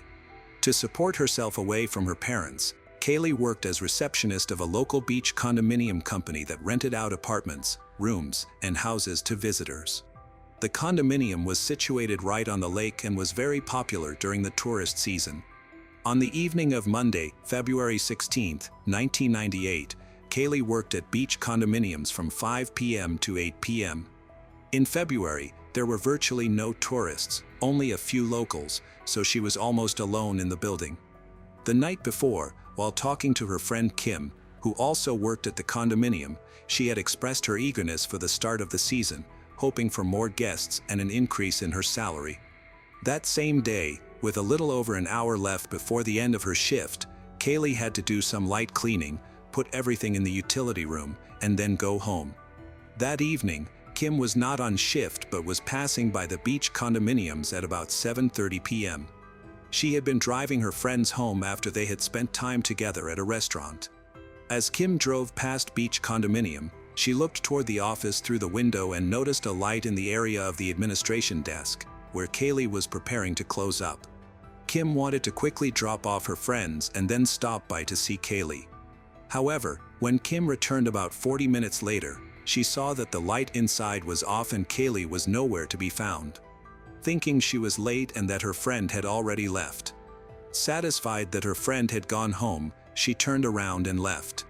The next morning, on Tuesday, February 17, 1998, at about 7 a.m., the first person to arrive at the beach condominium's office was an air conditioning technician named Zachary Medin. He immediately noticed that the door was unlocked. Although this did not cause him alarm, he calmly walked inside and called out Kaylee's name.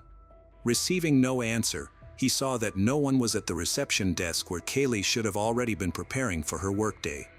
She was never late and usually arrived early.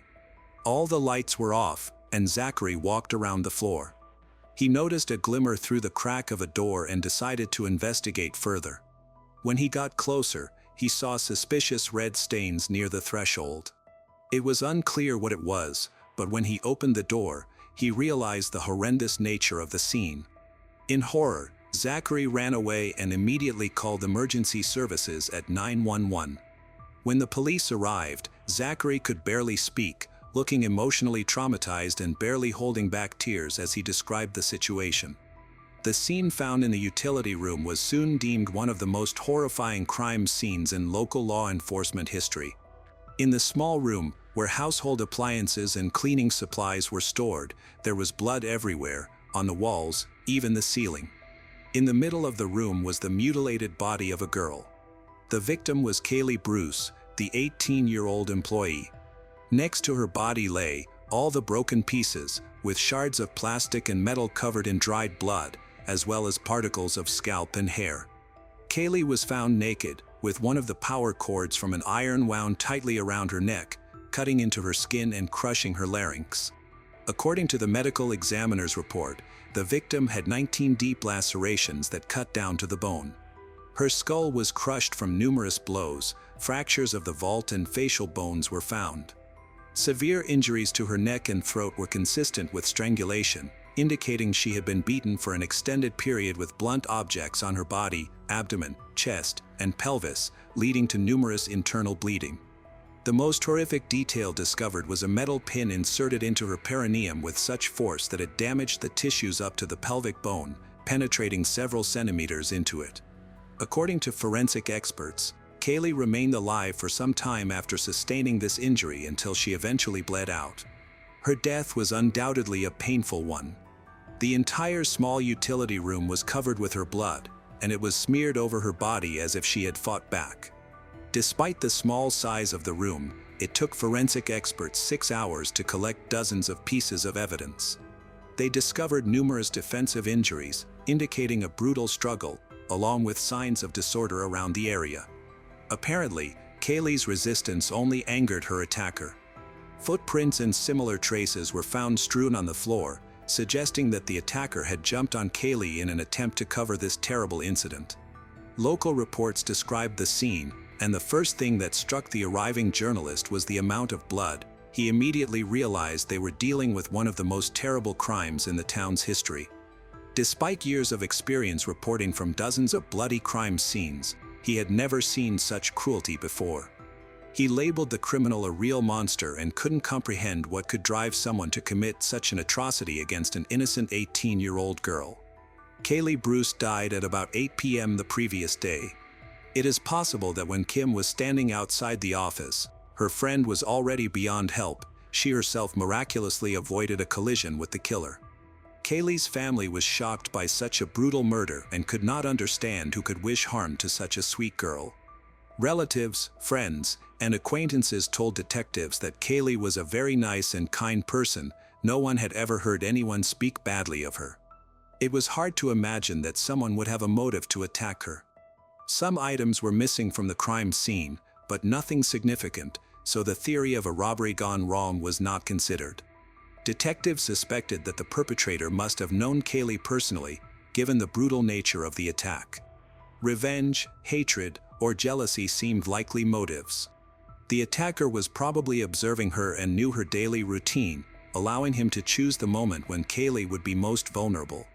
He likely knew when to strike so that no one would be nearby, and she might have trusted him. They decided to search for the criminal among Kaylee's immediate acquaintances and among local residents who might have been in regular contact with her, possibly even living nearby. Unfortunately, there were no CCTV cameras on the premises of the resort or even inside the office, which left them without clues. All the blood at the crime scene was analyzed and confirmed to belong to the victim, but no fingerprints could be found. It was clear that the perpetrator had some criminal experience. He was probably wearing gloves or had carefully erased all traces of his presence. The forensic team collected more than 100 pieces of evidence from the small utility room. The only trace left by the aggressor were boot prints found on the body and the bloody floor. Forensic experts used a special substance that allowed them to obtain a clearer pattern of the shoe's sole along with all the small details. When the police received a full footprint, they assessed the killer's size. He had to be a tall, strong man who wore large shoes. The print had a clear tread, resembled work shoes. Detectives visited local stores to find a similar pair and discovered that the prints matched shoes from a brand called Pajar. When combined with the prints found on Kaylee's body, they turned out to be identical, leading to a person who likely used specific clothing. The young man who worked in the condominium quickly attracted the authorities' attention, Zachary Medden, who discovered the body and reported it to the police. Detectives were alarmed that he had gone to the police to report finding the body. This was a tactic sometimes used by murderers hoping to remove suspicion from themselves and gather information about the progress of the investigation. Zachary was taken to the station for an official interrogation to verify and exclude him from the list of suspects. He was still visibly shaken by what he had seen, struggling to control himself, and appeared sincere. Zachary voluntarily allowed his car to be searched. The investigation had reached a dead end, with no valuable information emerging and all suspects cleared. The excitement in a local community was reaching its peak. It became almost impossible to buy a regular pepper spray for self-defense, as supplies were quickly depleted. The main customers were schoolgirls and female students, afraid to walk alone or go out at night. One of the detectives arrived at the college dormitory where Kaylee studied, and witnesses reported several suspicious young people who had already checked in there. They needed to be checked. In the end, it turned out that they were not involved. The detectives spoke to their friend Kim, who knew Kaylee better than anyone else in the city. She said that shortly before the murder, Kaylee had broken up with her boyfriend, whose name was Dylan. They broke up and started dating again. As far as Kim knew, they had broken up again, but Dylan desperately tried to renew contact with Kaylee. He was obsessively persistent, even manipulative. They talked to him just 2 days after the murder. Dylan worked with heating, air conditioning equipment and serviced the units. They immediately noticed that he had boots of the brand Pilar, similar in size to the footprints found at the crime scene. Dylan had several pairs of the same brand, which were immediately sent to the laboratory for examination. However, no traces of blood could be found on them. Of course, he could have had other similar boots that he got rid of after the attack, but no matter how hard the police tried, they could not find any evidence against Dylan. Additionally, he had a reliable alibi, so he was excluded from the list of suspects.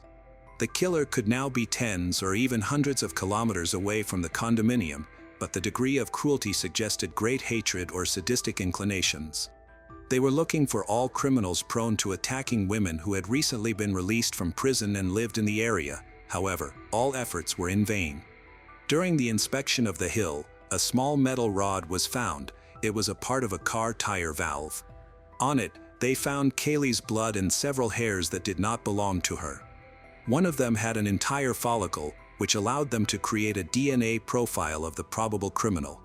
Hopes for this were still low as the technology at the time was not yet perfect. In any case, this version needed to be checked, and that took time. They decided to use all the meager materials available to them. They organized a press conference and appealed to the public. The key moment on which they focused was the problem of numerous false statements. People contacted the police station, and all leads were checked. One person who contacted them was a local resident who worked as a presenter at a radio station. His name was John Chandler. He immediately noted that his information could help find the criminal. On February 26, 1998, 10 days after the murder of Kaylee and following the press conference, John went to change the tires on his car.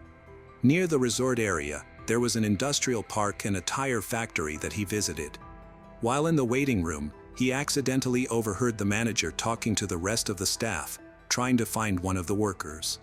The employees were discussing that a technician had not shown up for work and had not been seen for several days. They had all seen the press conference, so they suspected something was wrong. There were rumors that the missing man had a very bad character. One colleague mentioned that a day after the murder of Kaylee, he had seen this technician wearing boots of the brand Pajar, which had suspicious dark spots. A day later, He bought himself new shoes and did not wear that pair again. After hearing all of this, John immediately called the police station to request that they check this tip. He felt that this information was very important, and the detectives were convinced of its significance. They went to the tire factory. The manager immediately admitted that John's words were true.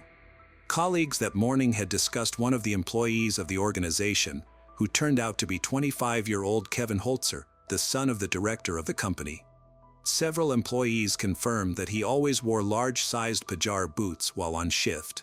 A few days after the murder, he had a new pair. After examining the area where Kevin usually worked, detectives noticed that small metal rods from tire valves were lying around on the floor. They looked very similar to the evidence from the crime scene. Local workers confirmed that these rods often flew off when changing tires. Now the police were sure that John's statement was leading them in the right direction. Their suspicions only grew stronger when they found out that Kevin had been renting a room in beach condominiums where Kaylee worked for 6 months.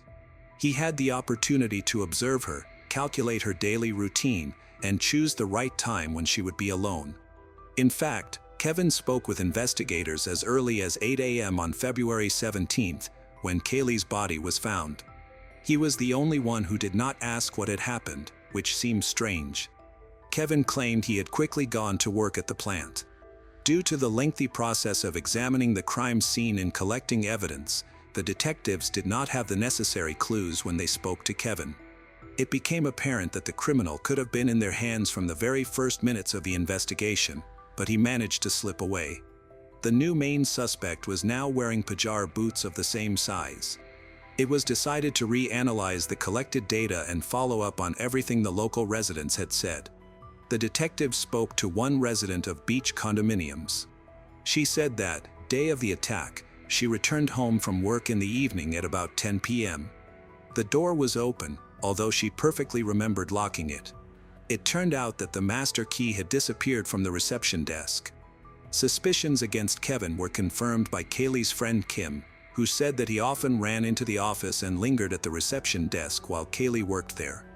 Kim believed that Kaylee liked Kevin, so he tried to spend any free minute chatting, even on far-fetched topics. He constantly asked to be let into his apartment with spare keys, which only the condominium administrator had access to. He claimed that he had forgotten or lost his own key. It seemed he was just looking for a reason to get closer to Kaylee. Kevin was tall, athletic, practiced martial arts. He looked like a likely killer, but they failed to find him. He simply ran away. In search of additional information, they went to the tire factory where he worked and checked the guy's biography. They managed to find out that Kevin had problems with the police 5 years before the murder. He had been accused of abuse. In the late hours, Christina was returning home from a bar when a stranger grabbed her and dragged her into an alley, then began to beat her. She sustained very serious injuries and was sure that she was saved by a miracle. Realizing that the criminal wouldn't stop, Christina pretended to be dead and offered no resistance. As soon as she stopped moving, the criminal simply lost interest and left. Apparently, the attacker enjoyed beating and killing women, which was very disturbing. The potential serial killer could be anywhere, and now no one was safe. Trying to understand the moment when Kevin escaped, they realized that he had disappeared from all radar as soon as the press conference was over, which announced the size, brand of the shoes and the tread pattern he had worn before. In order to scare off the probable killer, the police obtained an arrest warrant and went to his apartment, but nothing valuable for their investigation could be found. There were no bloody shoes or clothing, and they even checked the drains in the bathroom, but found no traces of blood. This puzzled the detectives. Around the same time, a friend named Mike contacted the police station. He was very worried and said that he might know where to look for Kaylee's killer. Just before this, he and his friend, Kevin, had spent Friday night at a club. They were drinking and chatting after a new press conference had been held. Detectives got a warrant for Kevin's arrest. During the party, Mike's phone rang. On the other end was another friend who asked where Kevin was, that the main suspect in the murder who was sitting across from Mike. Kevin became noticeably nervous, but Mike managed to say that his girlfriend had called and asked him to come home. Kevin did not suspect anything and said it was time for him to go. Mike walked Kevin to the parking lot, where they said goodbye and went their separate ways. As soon as Kevin disappeared from sight, Mike immediately called the police station, providing a description of Kevin's car and clothing.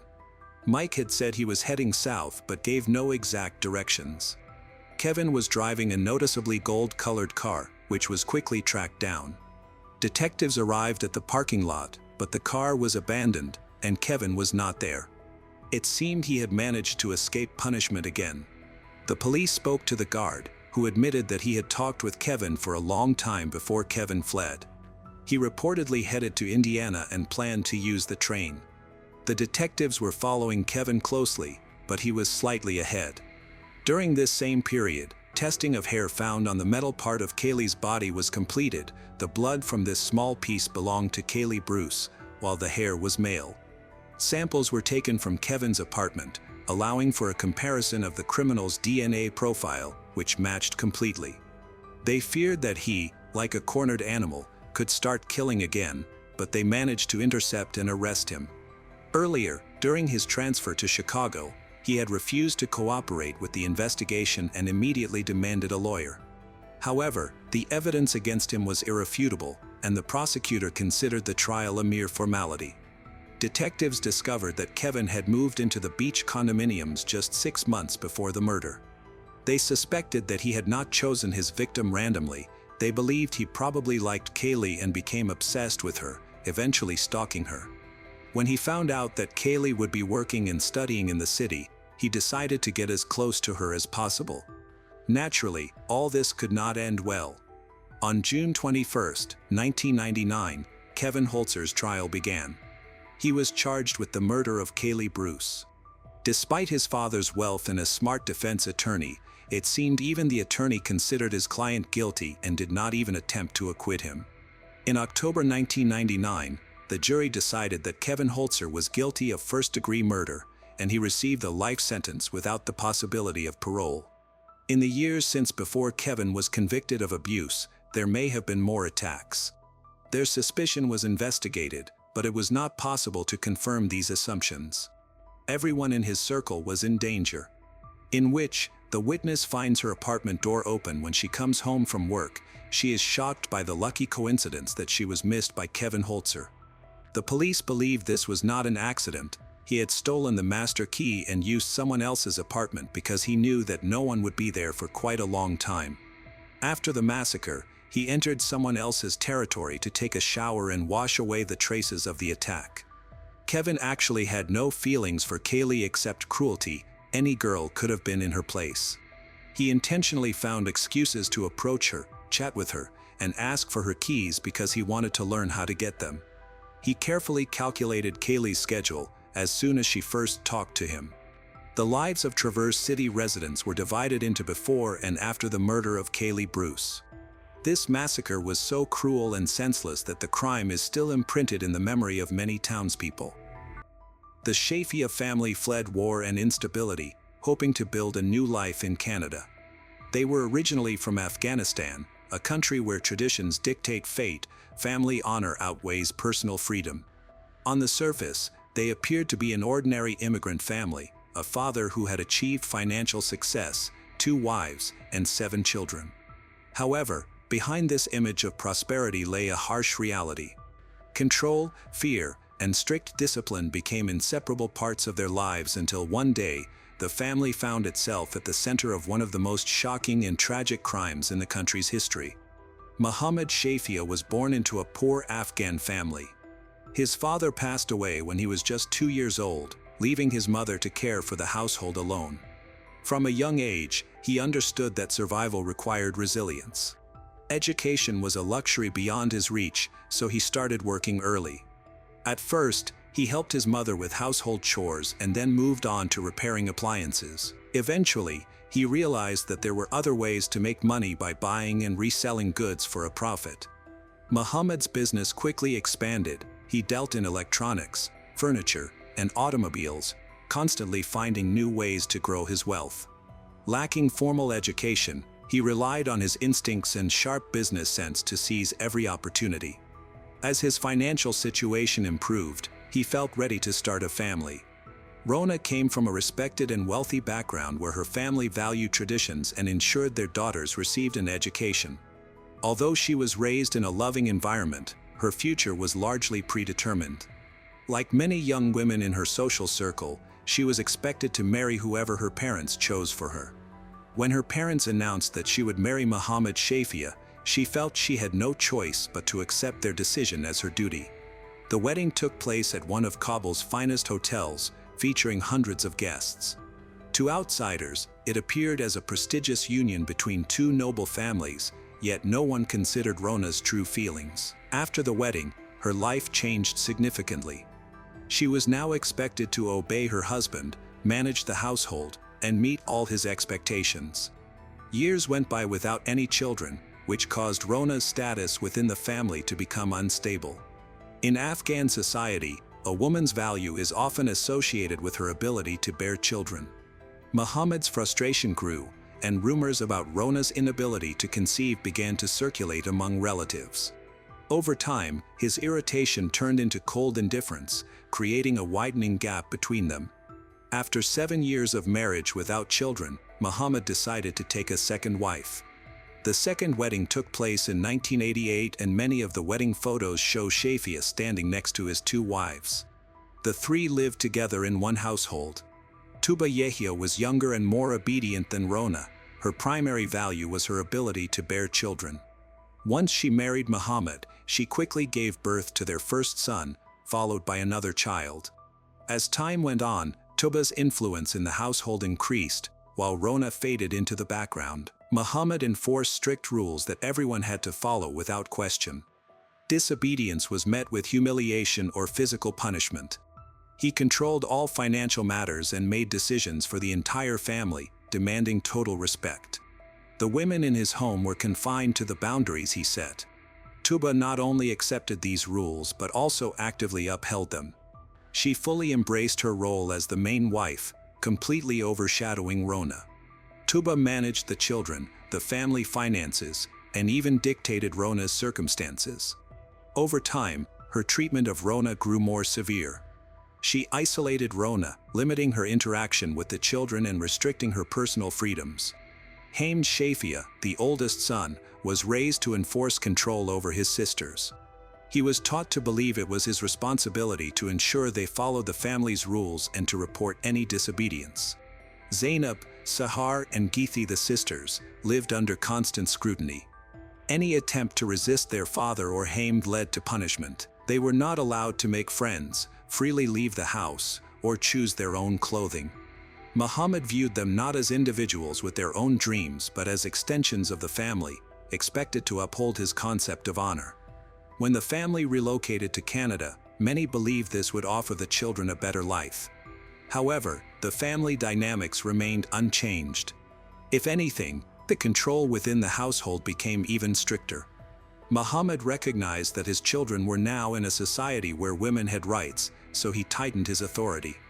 The daughters started to notice that life beyond their home was very different from what they had always experienced. They observed their classmates engaging freely, choosing their outfits, and making decisions about their futures.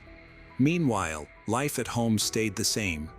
Hamd took on a stricter role. He watched over his sisters to prevent them from adopting Western habits, monitored their phones, scrutinized their behavior at school, and reported everything back to their parents. Rona had hoped that moving to a new country would improve her situation, but her reality remained the same. She didn't speak the language, had no legal status, and was unemployed. Without a passport or financial independence, she was completely under her family's control. Canada did not provide the Shafia family with freedom. Instead, it became a new place where their old rules still governed their lives. Zainab, the eldest daughter of Muhammad Shafia, was the first in her family to openly rebel against their strict control. She secretly started dating Amar Wahid, a young man of Pakistani descent who was older and would never be approved by her father. Their relationship began with passing notes, progressed to email exchanges, and eventually led to secret meetings. Zainab understood the risks involved. She was constantly watched by Hamd at home and felt unsafe even at school. However, her love for Amar drove her to take these risks. When her father went on a business trip, she saw a chance to invite Ammar over, thinking they wouldn't be caught. Haim soon noticed a pair of unfamiliar shoes in the hallway, quickly realizing someone was in the house. He immediately reported it to their parents. Although Ammar managed to escape, Zainab faced severe repercussions. She was physically punished and confined to her room for several months, barred from going outside. During her isolation, Sahar attempted to carve out her independence in a different manner. Instead of openly rebelling, she subtly distanced herself from her family's traditional expectations. At school, she took off her headscarf, wore makeup, and dressed in ways her family prohibited. She also grew close to Ricardo Sanchez, a young man from Honduras who was very different from the type of husband her parents would want for her. Sahar yearned for freedom and carefully planned her escape. She and Ricardo talked about moving to another country where her family couldn't find her. Her plan was to make it look like she had gone to Honduras, while in reality, she intended to cross into the United States. However, her plans took an unexpected turn one evening. While dining at a cafe with Ricardo, she spotted her brother watching her from another table. He didn't approach or say anything, but his presence made it clear she was in serious danger. Upon returning home, she braced for the worst, realizing her father already knew everything. There were no discussions, only punishment. After facing physical aggression, she was prohibited from attending school. Sahar came to understand that escaping would be much harder than she had thought, as it might put her life at risk. In the midst of this chaos, Geethi, the youngest sister, instead of trying to run away or seeking a secret relationship, she acted out at school. Her aggressive behavior, frequent absences, and open defiance of teachers became her form of resistance. She wanted others to recognize that something was seriously wrong at home. She was called to the principal's office, and this led to a meeting with social services. She told school staff and a youth welfare worker that she wanted to be removed from her family home. However, when her parents were invited to discuss the situation, they argued that Geethi's behavior stemmed from negative Western influences. They assured the social workers that they would take care of the issue themselves. The daughter's efforts to defy the strict family rules only worsened their situation. Their father and brother felt they had lost control over them, leading to the need for punishment. The conflict between the sisters and their family had escalated beyond repair. When Zainab, Sahar, and Geethi attempted to escape their family's control, they understood the risks, but they were shocked to find that the system meant to protect them was ineffective against their father's and brother's authority. Zainab was the first to seek help. After months of being confined at home, she understood that her only chance for survival was to leave for good. She escaped and found shelter in a facility for women in crisis. For the first time, she felt safe. However, her absence was quickly noticed. Haim, her brother, contacted the police, claiming she had been kidnapped and accusing her friend Ammar, hoping to get him arrested. When the police found Zainab, she explained the truth: she had left to escape her family. The police did not force her to return home, but they also failed to provide her with proper protection. After witnessing what happened to her sister, Sahar sought her own way out. Although she was too scared to go directly to the police, she contacted Child Protective Services. She described the harsh restrictions, constant threats, and her fear for her life. The caseworkers listened, but ultimately decided that intervention wasn't necessary since she was nearing 18. They offered her temporary shelter, but that meant she would have to return home once her stay ended. Sahar realized that going back would lead to punishment far worse than what she had already faced. Frightened, she declined their offer.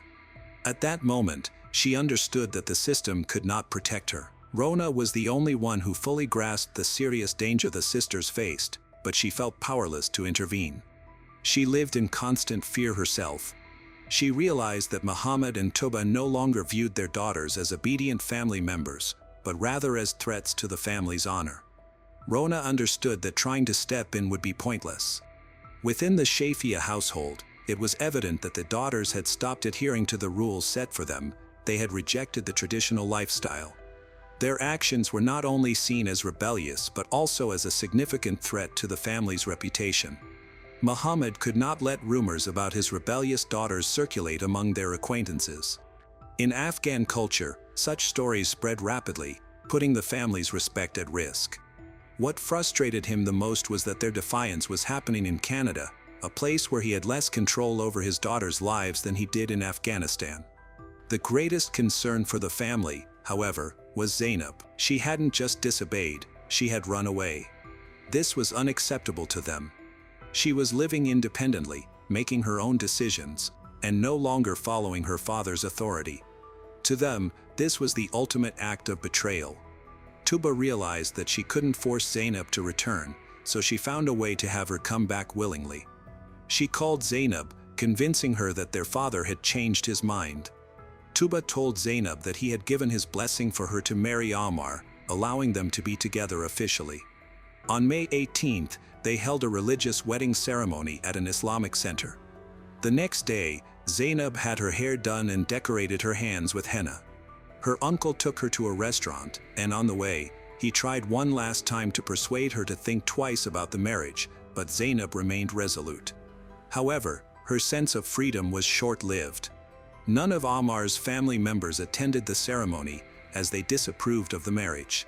Tuba was devastated, overwhelmed with embarrassment, and she collapsed from humiliation. People poured water on her to help her regain consciousness.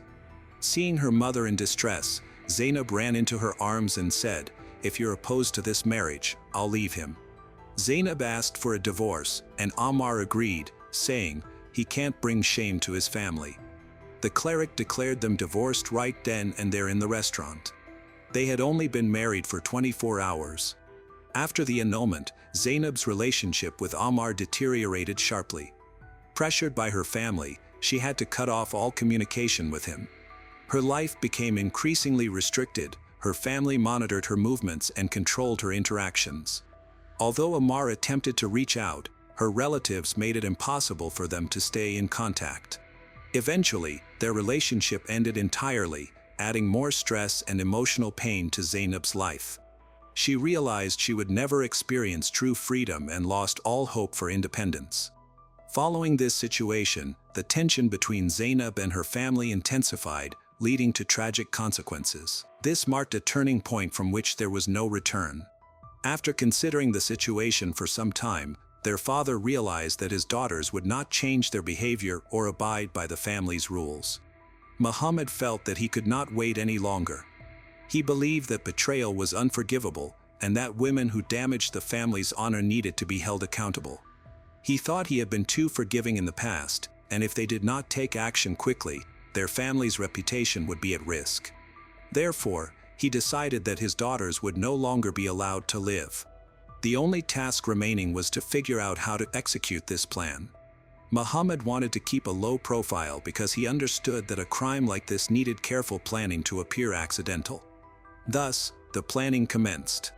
They began preparations weeks ahead of time. Muhammad, Tuba, and Hamd outlined the steps to carry out their plan. One important aspect was acquiring a second vehicle, a Nissan Sentra. Officially, it was bought for convenience, but in truth, it was essential for their scheme. It was reported that the Shafia family purchased a used Nissan Sentra for $5,000 Canadian dollars the day before the family left Montreal for Niagara Falls. This would create the illusion of a family trying to reconnect after previous conflicts. The vacation would suggest that everything was fine and that they were making efforts to improve their relationships. Zainab, Sahar, Geethi, and Rona felt they had no choice but to participate, even though they had reservations. Disputing their father's decision seemed futile. From the start of the trip, they sensed something was off, but none of them could foresee that this journey would be their last. For several days, everything unfolded as planned. The family visited attractions, took photographs, and chatted with strangers, all carefully arranged to ensure that no one would suspect any underlying tension among them.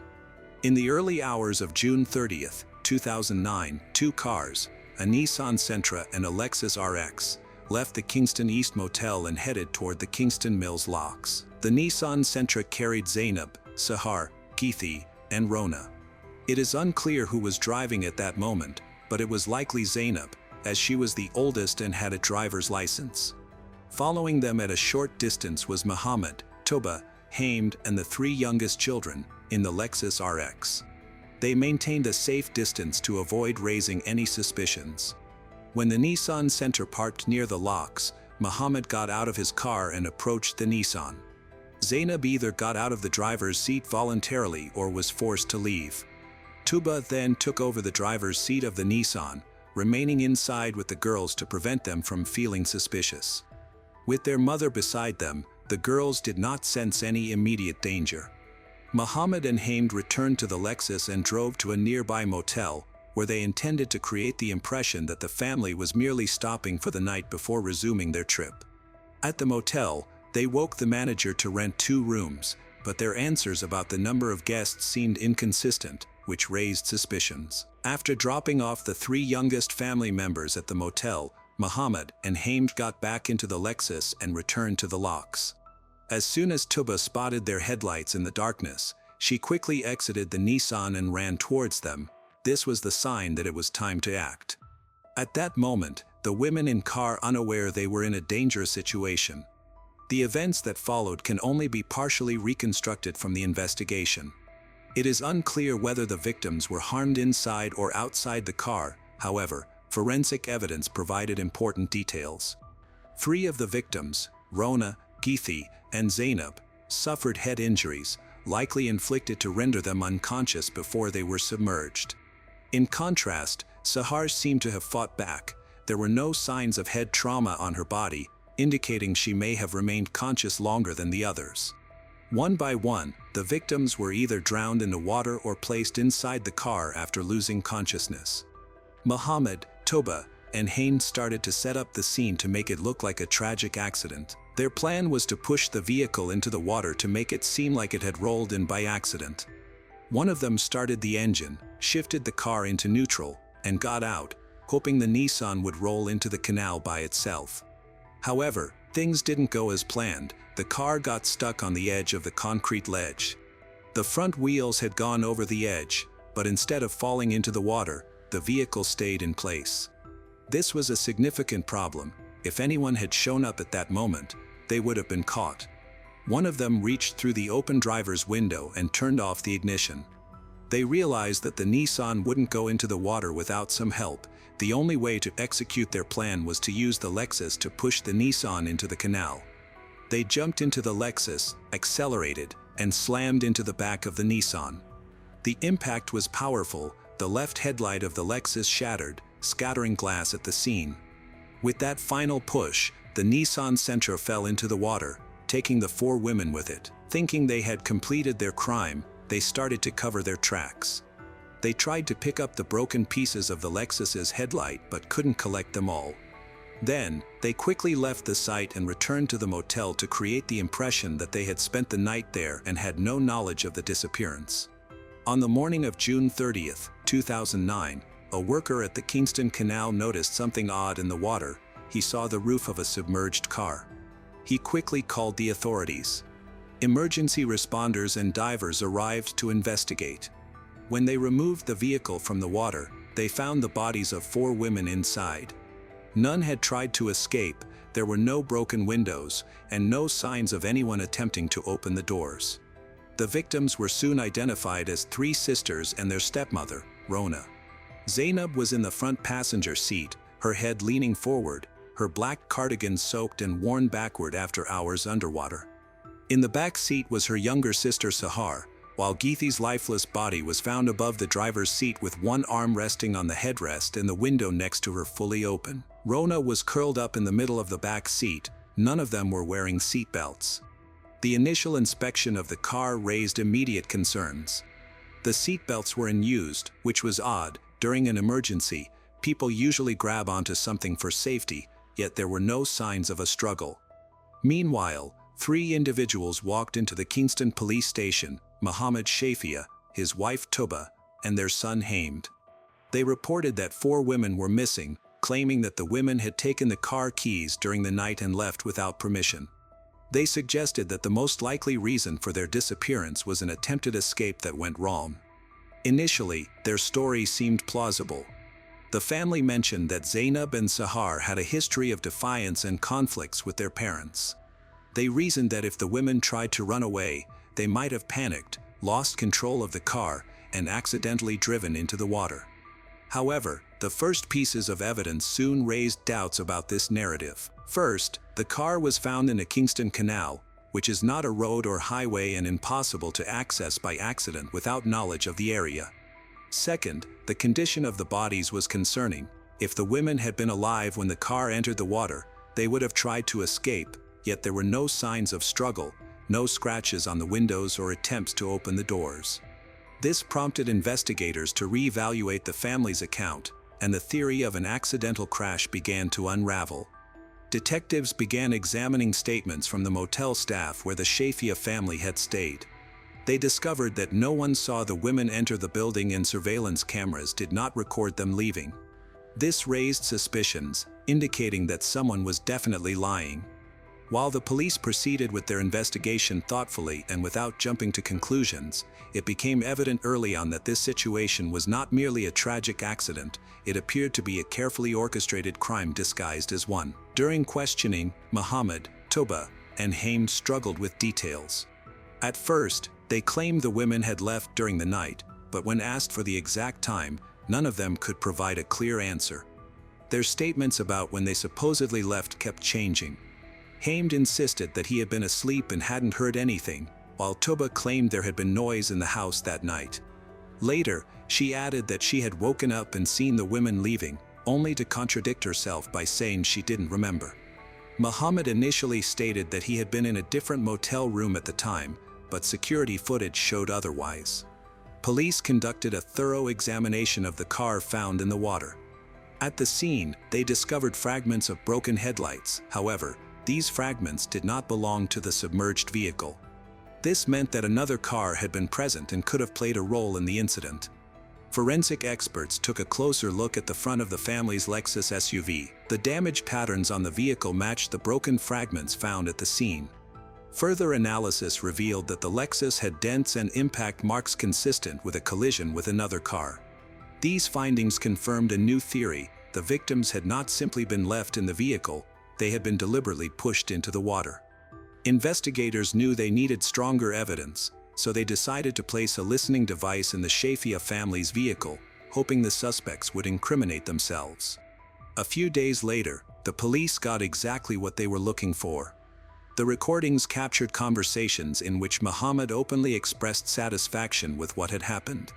He stated that his daughters had brought shame to the family and that honor had been restored. Tuba supported his words, saying they had done what was necessary. Hamed, meanwhile, repeatedly insisted that their actions had been justified. These recordings became key pieces of evidence. They proved that the crime had been premeditated and that the family had deliberately taken the lives of 4 women. The evidence left no room for doubt. The police were now ready to make their move. Muhammad Shafia, his wife Tuba, and their son Hamed were arrested on July 23, 2009. That day, they had no idea that law enforcement had already gathered enough proof to charge them. The family was preparing to fly to Dubai, but they were taken into custody just before departure. Muhammad never believed it coming, until the last moment. He believed that the deaths of his daughters and Rona had been successfully staged as an accident, but the investigation had stayed one step ahead. When they were read their charges, first-degree murder and conspiracy to commit murder, they tried to remain composed, but their expressions told a different story. The trial began in January 2012 and lasted 3 months, drawing enormous public attention. Prosecutors presented undeniable evidence that the crime had been meticulously planned. The most damning evidence was the recorded conversations in the family's vehicle.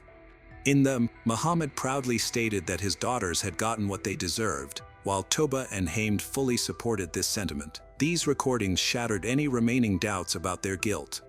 In addition to the recordings, physical evidence was presented. Investigators demonstrated that the family's Lexus had damage consistent with a collision involving the Nissan Sentra. Experts confirmed that the Lexus had been used to push the victim's car into the water. Witnesses were called to testify. Social workers, teachers, and friends of the sisters revealed that they had spoken about the harsh treatment they faced from their father and brother. Many knew they lived in fear, but no one could have imagined it would end in such a horrific way. During the trial, Muhammad showed no remorse. He insisted that the court had misinterpreted the situation and continued to claim that his daughters had brought shame to the family. Tuba, who initially portrayed herself as a grieving mother, later changed her strategy and began denying any involvement. Hamed attempted to present himself as a victim of his father's influence, but the recorded conversations completely dismantled his defense. After 15 hours of discussion, the jury found each defendant guilty of 4 counts of first-degree murder. Muhammad, Tuba, and Hamed received life sentences in prison, with no chance of parole for 25 years. They appealed the decision, hoping for a reversal, but the court confirmed their conviction. Their actions were deemed an act of honor-based violence, a deliberate and calculated crime committed in the name of control and tradition. The family, once focused on preserving its honor, lost everything. Their names became associated with cruelty. The Shafia case is now one of the most shocking examples of such crimes in Canadian history. After the arrests of Muhammad, Tuba, and Hamed, the remaining Shafia children faced a challenging situation. As they were still minors, they needed guardianship. Canadian authorities intervened, placing them under state protection and assigning social services to ensure their well-being. To safeguard them from public scrutiny and potential retaliation from extended family, their identities and locations were kept confidential. Some relatives in Afghanistan tried to intervene, demanding the children be returned to their biological family, but Canadian law protected them from such demands. The younger Shafia children were given a chance to grow up away from the harmful environment of their past. They changed their names and started new lives. However, they would always carry the tragedy of their family's crimes as a lasting reminder. Their current whereabouts are unknown, but one certainty remains: they were given the opportunity for a better life, unlike their late sisters and Rona. The silence in the small town of Goshen, surrounded by orchards, was shattered when police officers discovered a lifeless man on the bathroom floor, Daniel Green. On February 6, 2015, at noon, his colleagues became concerned when he didn't arrive for his shift and went to check on him. What they found was shocking. Daniel, just 31 years old, had been shot 4 times, with 1 bullet striking his forehead. Neighbors reported not hearing anything unusual. There were no clues to identify the shooter. There was no weapon, no DNA evidence. It seemed the perpetrator had meticulously covered their tracks. Daniel Green spent his entire life in Goshen. He worked for 11 years in the California Police Department and earned the respect of the town's residents. Passionate about his job, he always wanted to make a positive impact on the community, where everyone knew and trusted each other. Tragically, it was here that his life came to a sudden and harsh end. The police launched their investigation, quickly turning their attention to Daniel's personal life. Since his divorce from 27-year-old Erica Sandoval, he had been living alone. Their relationship was complicated. Even after separating, Erica continued to meddle in Daniel's life, trying to control him despite their official split. On February 6, 2015, Erica showed up at the scene shortly after receiving a message from a friend. She entered the house, crying uncontrollably in front of the officers. She claimed that she hadn't seen Daniel that day and was not involved in the incident. However, her actions raised red flags for the investigators. She arrived too quickly, displayed excessive emotion, and there were many unanswered questions surrounding her involvement. The death of Officer Green impacted the Tulare County Sheriff's Department profoundly. His colleagues began to question whether his tragic end was connected to his work or if it stemmed from personal issues. As the questions multiplied, one thing became clear: these mysteries needed to be resolved quickly.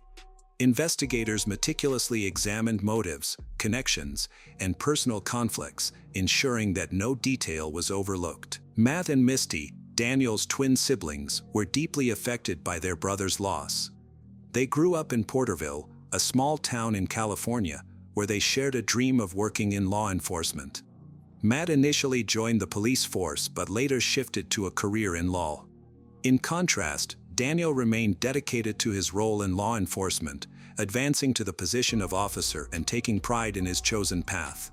Their sister consistently supported them and felt proud of her brothers. Daniel Green was known for both his career in the police force and his love for motorcycles. He was a member of a motorcycle club, where he enjoyed the thrill of riding and the feeling of freedom it provided. A close friend of his, James, often joined him on rides through the countryside, cherishing those moments on the road together. Daniel's personal life was quite active. He enjoyed dating and rarely spent time alone. For a while, he would frequently arrive at family events with different girlfriends each month. This pattern continued until late 2009 when he met Erica Sandoval, a 22-year-old nurse. Meeting Erica changed his life completely. He fell deeply in love and decided to take a step towards settling down. At that point, both of his siblings were already married, while he had been single. However, with Erica, it felt different. Daniel was truly captivated by her. A close friend of Erica revealed that Erica was very much in love with Daniel at the start of their relationship. Their connection was strong, and they initially appeared to be the perfect couple.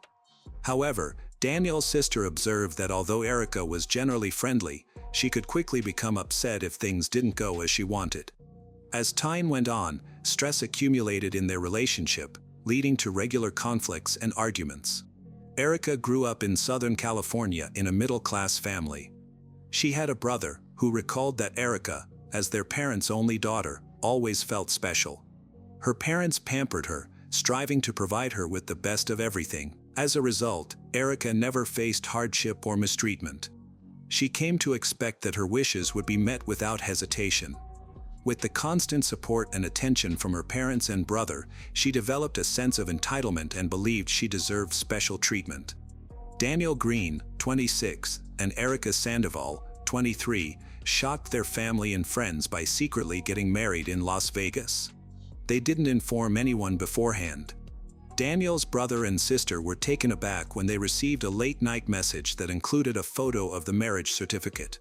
A few weeks later, the couple hosted a small celebration for their close friends, where Erica wore a white dress and Daniel donned a black suit. Despite seeming happy, Daniel and Erica's relationship was not perfect. A friend and fellow motorcyclist of Daniel's recalled that even before they got married, they had a serious fight where Erica used a razor to damage the furniture in Daniel's home. His friend considered this a troubling sign that should not have been overlooked. Daniel's brother, Matt, also saw the damage firsthand and was worried, but Daniel dismissed it as just an emotional outburst. Tensions continued within the family. During one argument, Matt and their sister heard Erica shouting at Daniel from another room and saw him break down in tears. Matt described it as one of the most painful moments of his life, feeling devastated to hear his brother cry. Intervening in Daniel and Erica's relationship was challenging. The Green family faced tough times growing up. Daniel's brother and sister recalled how they, along with their mother, suffered from their stepfather's abuse. He had a criminal background, drank heavily, and used banned substance. To shield their younger sister, Matt and Daniel, being older, often took the worst of the abuse. Eventually, their mother obtained a restraining order, and shortly after, their stepfather died. These experiences deeply affected each of them.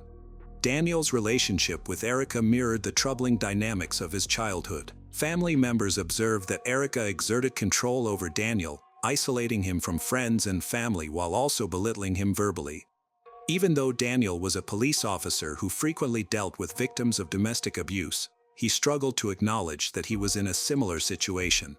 He realized he was becoming a victim but felt powerless to change his circumstances due to fear, shame, and a reluctance to admit weakness.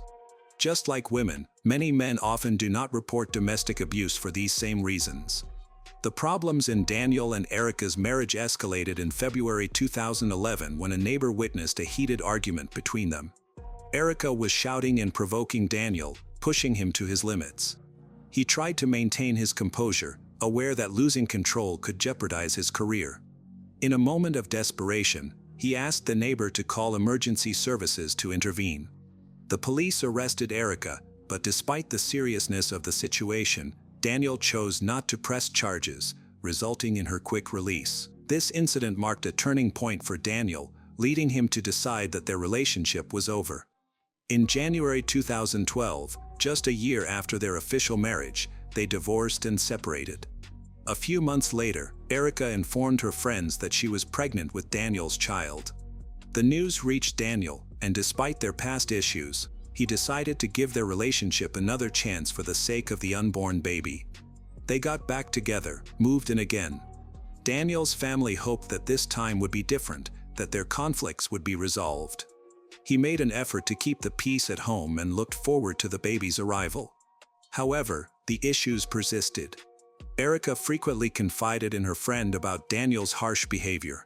She described Daniel as cold and indifferent, expressing her unhappiness in the relationship. Her friend recalled Erica saying that Daniel had once grabbed her by the neck and attempted to choke her, which made Erica fear a tragic outcome. Daniel's relatives and friends described Erica as having aggressive behavior. She damaged furniture by slashing mattresses and sofas, which exemplified her lack of control. Their conflicts grew worse each month, yet neither side reached out for assistance. The relationship remained unstable, leading to increased tension. Despite attempts to maintain family unity, Daniel and Erica lived in a state of constant stress. Friends and family observed that their relationship had turned into a harmful cycle where both individuals were suffering, but neither was willing to make changes. They kept their issues hidden, avoided seeking help, resulting in a pattern of mutual blame and pain. On January 5, 2013, Erica gave birth to a son whom they named Aiden.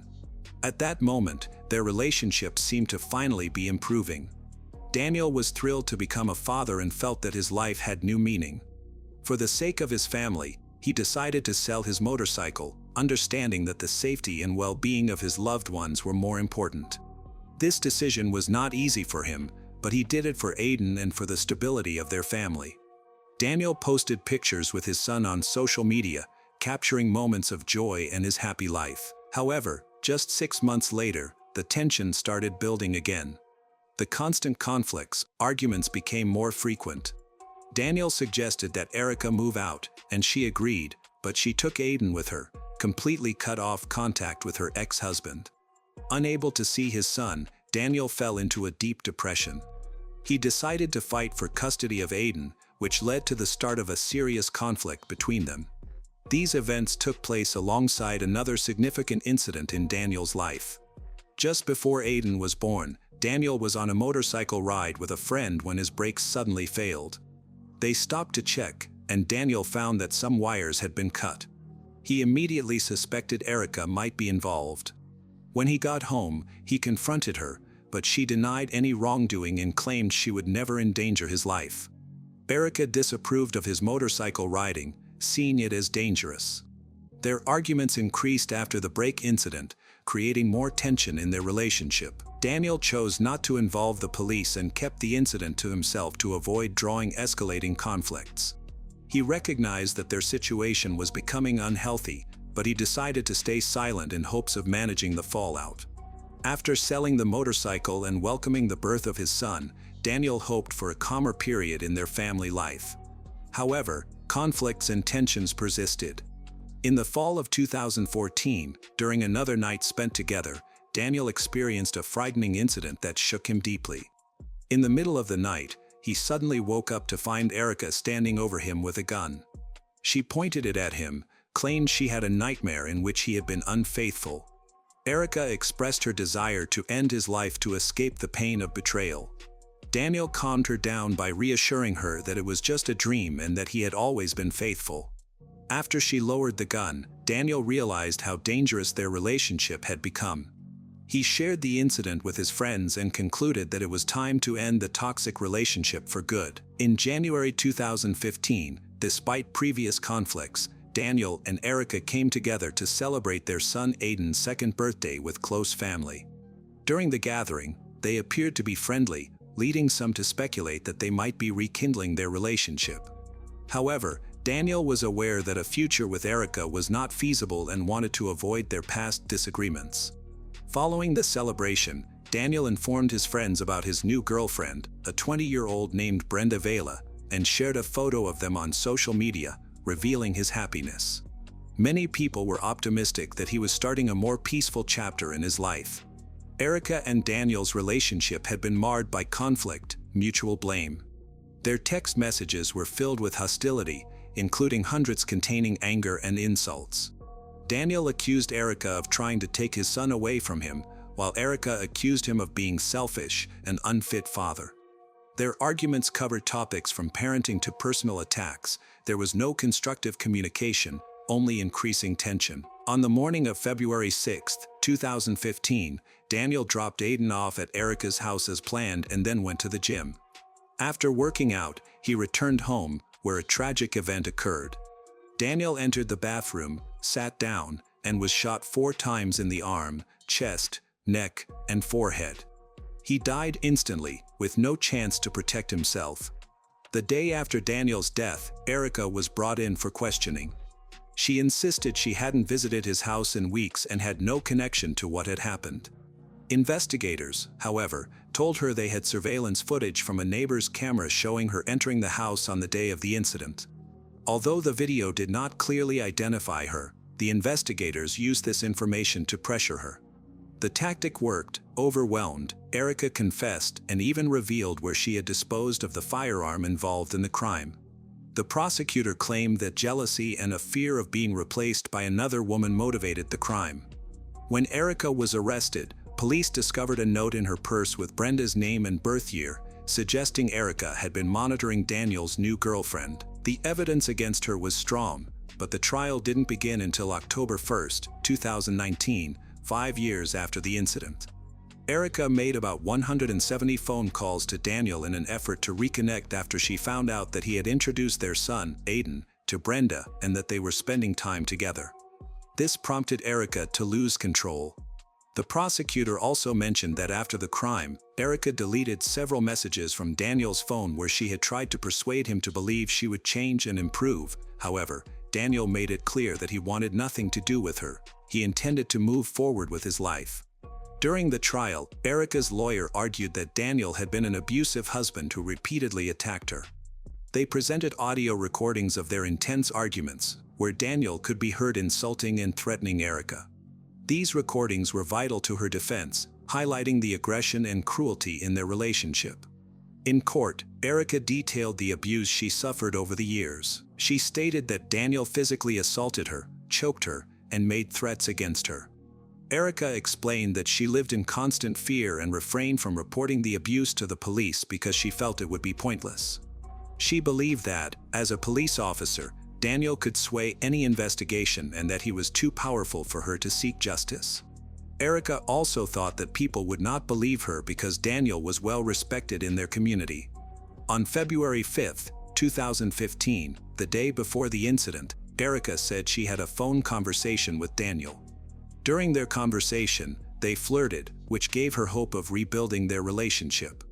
The following day, she decided to visit his house to see if they could reconnect. Upon entering, she noticed 2 firearms on the table, which made her feel uneasy. Curious, Erica explored the house further and discovered a partially open safe in one of the rooms.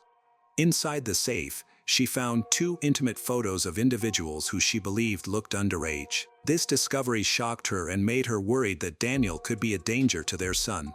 Erica said that seeing the photos changed how she viewed Daniel. She recalled how he had made her wear school uniforms and started to realize that his interests might be more sinister than she had assumed.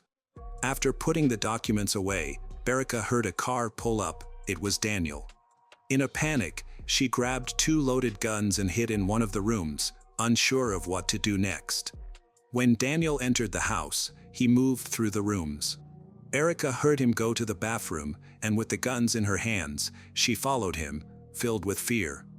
When she entered the bathroom, she found Daniel sitting on the toilet. He saw her and shouted angrily, threatening her. At that moment, she claimed she started shooting. She couldn't remember how many shots she fired but kept shooting until she felt safe.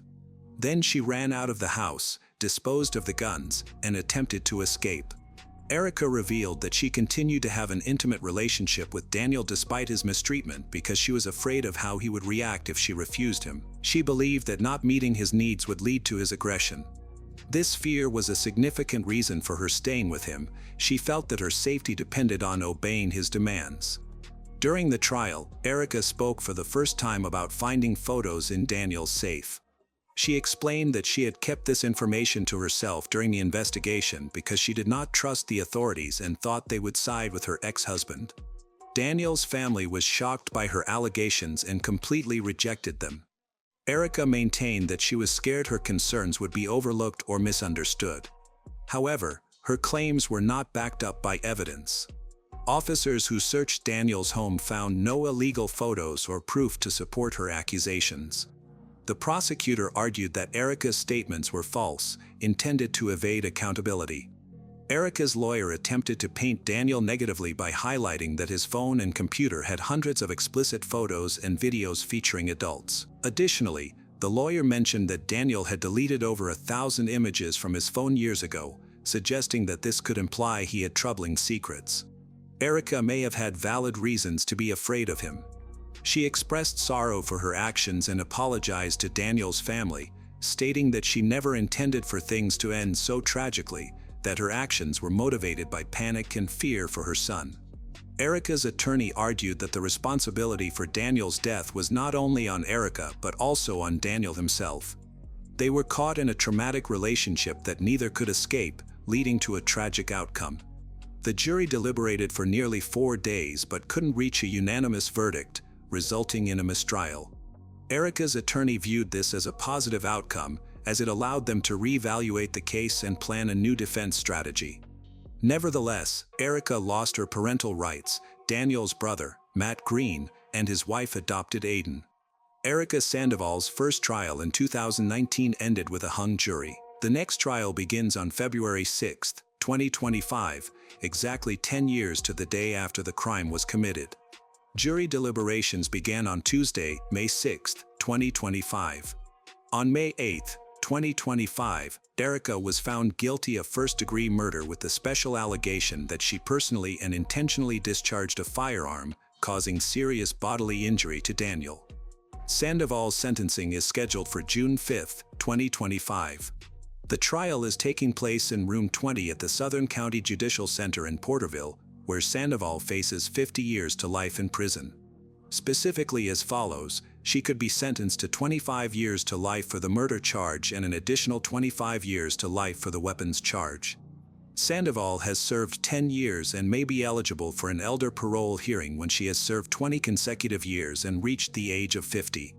This tragedy has highlighted the destructive potential of jealousy and personal struggles when individuals don't seek help or end toxic relationships in a timely manner. Many lives have been shattered, causing immense pain and leaving many things unsaid. Nevertheless, there are still people who are fighting for a better future, striving for Aiden's happiness. While the story may have reached its conclusion, its impact will linger, reminding us of the hidden struggles that can exist behind the facades of seemingly perfect homes. Bree Kristen Kuhn was born in May 1987 in the United States and grew up with her parents and her older brother, Eric. The family lived in Pennsylvania until her parents divorced. Following the divorce, Bree and Eric moved to Texas with their mother, whose name has not been disclosed. When Eric entered 9th grade, Bree left Texas to live with their father in New York. At that time, their father was in a new relationship with a woman named Karen. Though Bree and her brother Eric lived apart, they remained close, staying in touch on important occasions. However, their relationship with their mother became strained over time. According to Eric, their mother was physically abusive, and Bree would often defend him. She took on the role of a protector, enduring the abuse herself to keep her brother safe. These traumatic experiences profoundly affected Bree, leading her to struggle with depression and anxiety throughout her adolescence. By the age of 13, she had attempted to end her life. In the face of adversity, Bree focused on her education, attending 2 community colleges. While still young, she enlisted in the U.S. Navy, where she served for 17 years at various naval stations across the country. In 2009, she welcomed her first child, a daughter named Kay, with her then-partner, James. Although their relationship ended, Bree retained custody of Kay, while James was granted weekend visitation rights. She later began a relationship with Colin Turner, a fellow service member in the military. Colin James Turner, born on December 28, 1987, was raised in a close-knit, religious family alongside his parents, Tierva Donald Turner, and his sisters, Nicole and Rebecca. Known for his warmth and strong family values, Colin served in the Marine Corps with a specialization in explosive ordnance disposal. He married Casey Gatzman in 2009, and they had a son that same year. After the separation, custody of the children went to Casey, but Colin remained actively involved in his son's care and life. On May 29, 2016, Colin married Bree, and together they started a family with Bree's daughter, Kay. Colin embraced the role of Kay's father, treating her as his own, which deeply endeared her to his family. In April 2017, Bree and Colin welcomed their son, John Patrick, followed by their daughter, Lonnie, in August 2018. After 14 years of service, Colin retired from the Marines and began studying electrical engineering at Arizona State University. He also managed to balance his studies with his responsibilities as a parent, such as helping Kay with distance learning. By this time, the family had settled in Gulf Breeze, Florida, a community recognized for its safety and family-friendly environment. Despite outward appearances of stability, underlying issues were present in Bree and Colin's relationship. She confided to her brother, Eric, that her relationship with Colin was strained. When Eric visited to help mediate, Colin reportedly joked, both privately and in front of Bree, that they got along because they were both narcissistic psychopaths. Eric also noticed Bree felt burdened as the family's sole financial provider, while Colin focused on his studies and childcare. Although Eric encouraged Bree to leave the relationship, she hesitated. Her concerns include that Colin could use her mental health history and his family's finances to gain a legal advantage in a custody battle. In April 2021, she attempted to end her life by overdosing on pills and alcohol while speaking on the phone with Eric. Panicked, Eric contacted Colin, who was at home with Bree but reportedly did not help her. He ultimately called emergency services, and she was hospitalized in a psychiatric facility for 10 days. A month later, she returned to the facility for another week. During her recovery, Bree attributed much of her emotional distress to job-related stress and accused Colin of interfering with her work, which she said exacerbated her difficulties. However, she never publicly accused him of psychological, physical, or emotional abuse. After her hospitalization, she joined an intensive outpatient program and resumed her career at the Naval Air Station in Pensacola.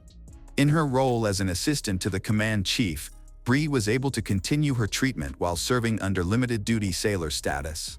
In the months leading up to the tragedy, Bree began seeking legal assistance.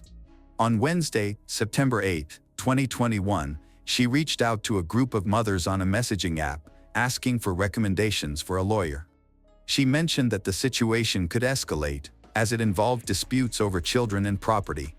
At 12:53 p.m. that same day, Bree called 911 to report a domestic dispute with her husband, Colin, and requested police assistance at their home. Within minutes, 2 officers arrived at the scene. Colin, her husband, was calmly sitting in a beach chair at the end of the driveway. He informed the officers that Bree had a shotgun, a pistol in the bedroom, and admitted that he also had a firearm in his truck. Colin emphasized that Bree was the one who had called the police. When the officers asked about her whereabouts, he led one of them to the home's entrance and pointed toward the kitchen. As the officer entered, Bree's young son approached, curiously asking about the officer's equipment. Shortly afterward, Bree appeared, looking visibly frustrated.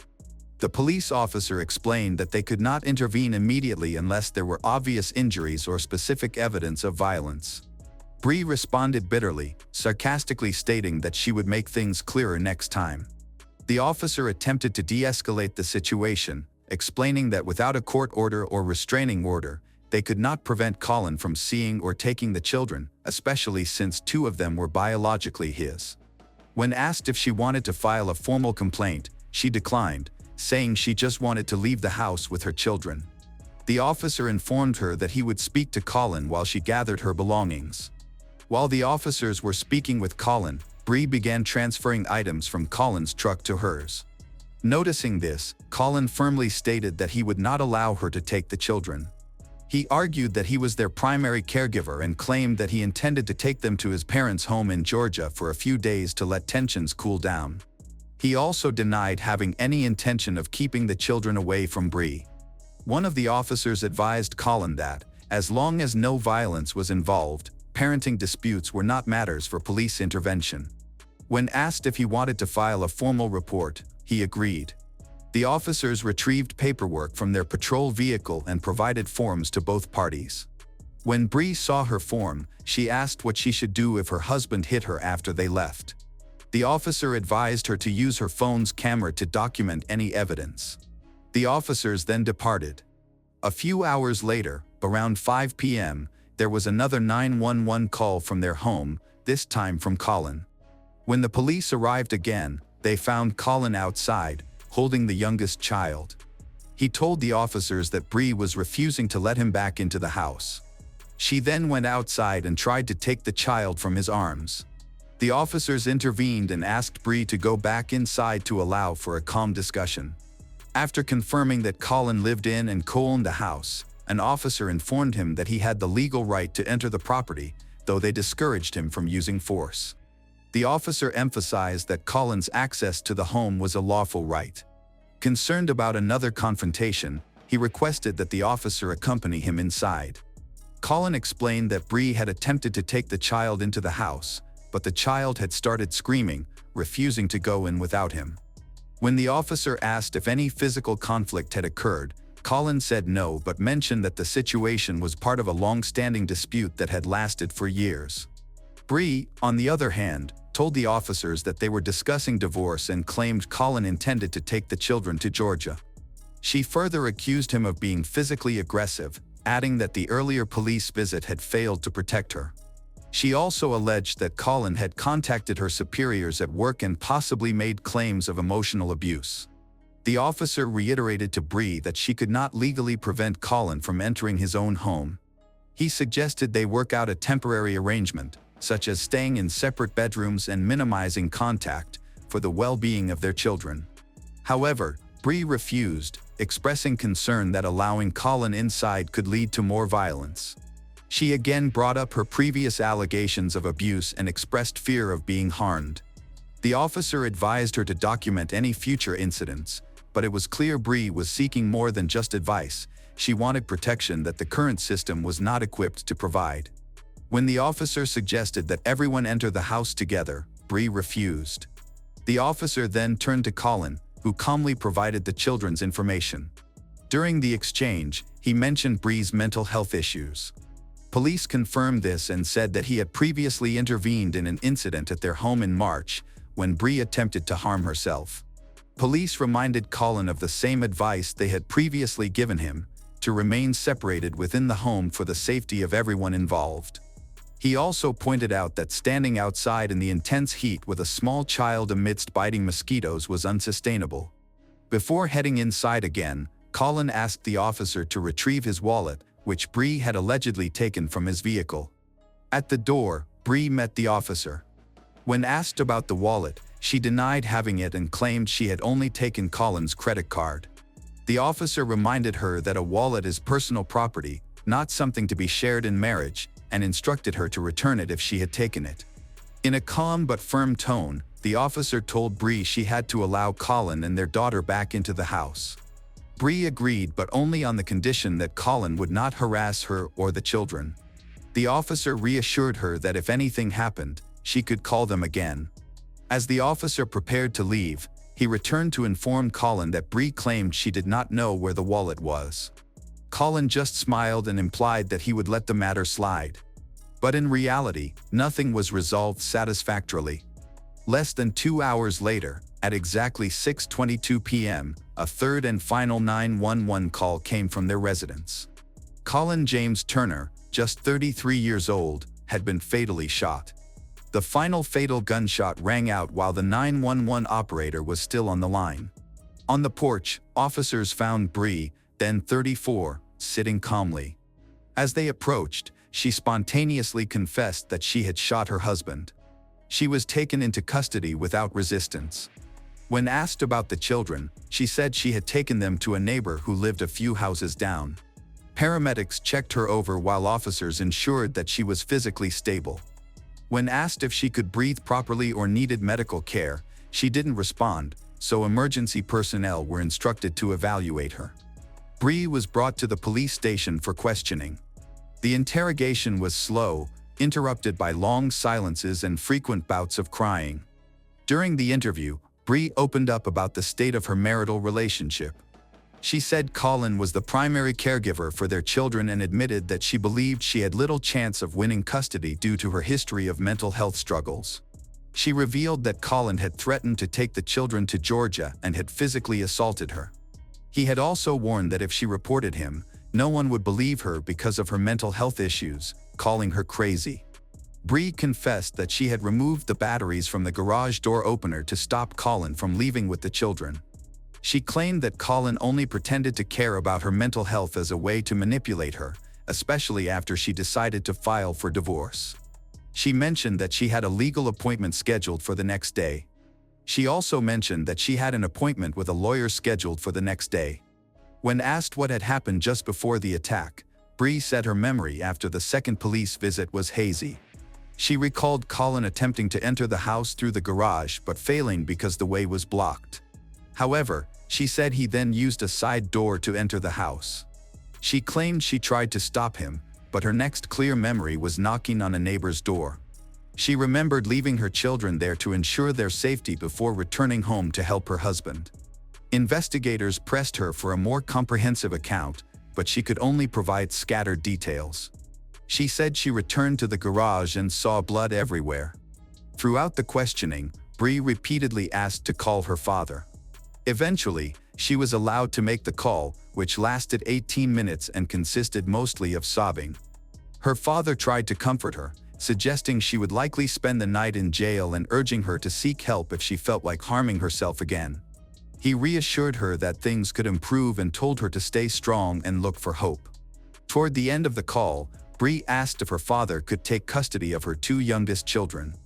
He didn't give a definitive answer, suggesting instead that they would need to discuss it with Colin's mother. He also advised her to cooperate with a public defender if necessary until a more suitable legal option became available. At the end of the call, Bree painfully confesses she doesn't know what's worse, knowing that Colin is dead or realizing that she was the one who killed him. A month later, in early October 2021, Bree was indicted by a Santa Rosa County grand jury for first-degree premeditated murder in connection to the death of her husband, Colin. Prosecutors had not yet decided whether to seek life imprisonment or the death penalty.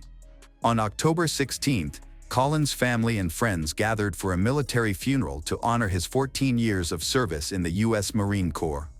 During the ceremony, the American flag symbolizing his service was presented to his eldest son, Brody Turner.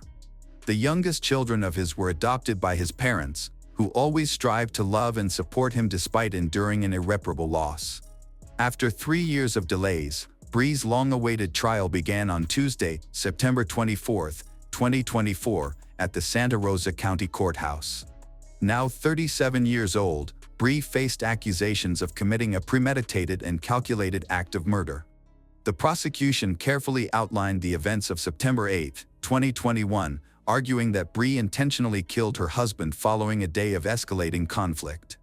Meanwhile, the defense presented a drastically different narrative, asserting that Bree was a victim of battered woman syndrome.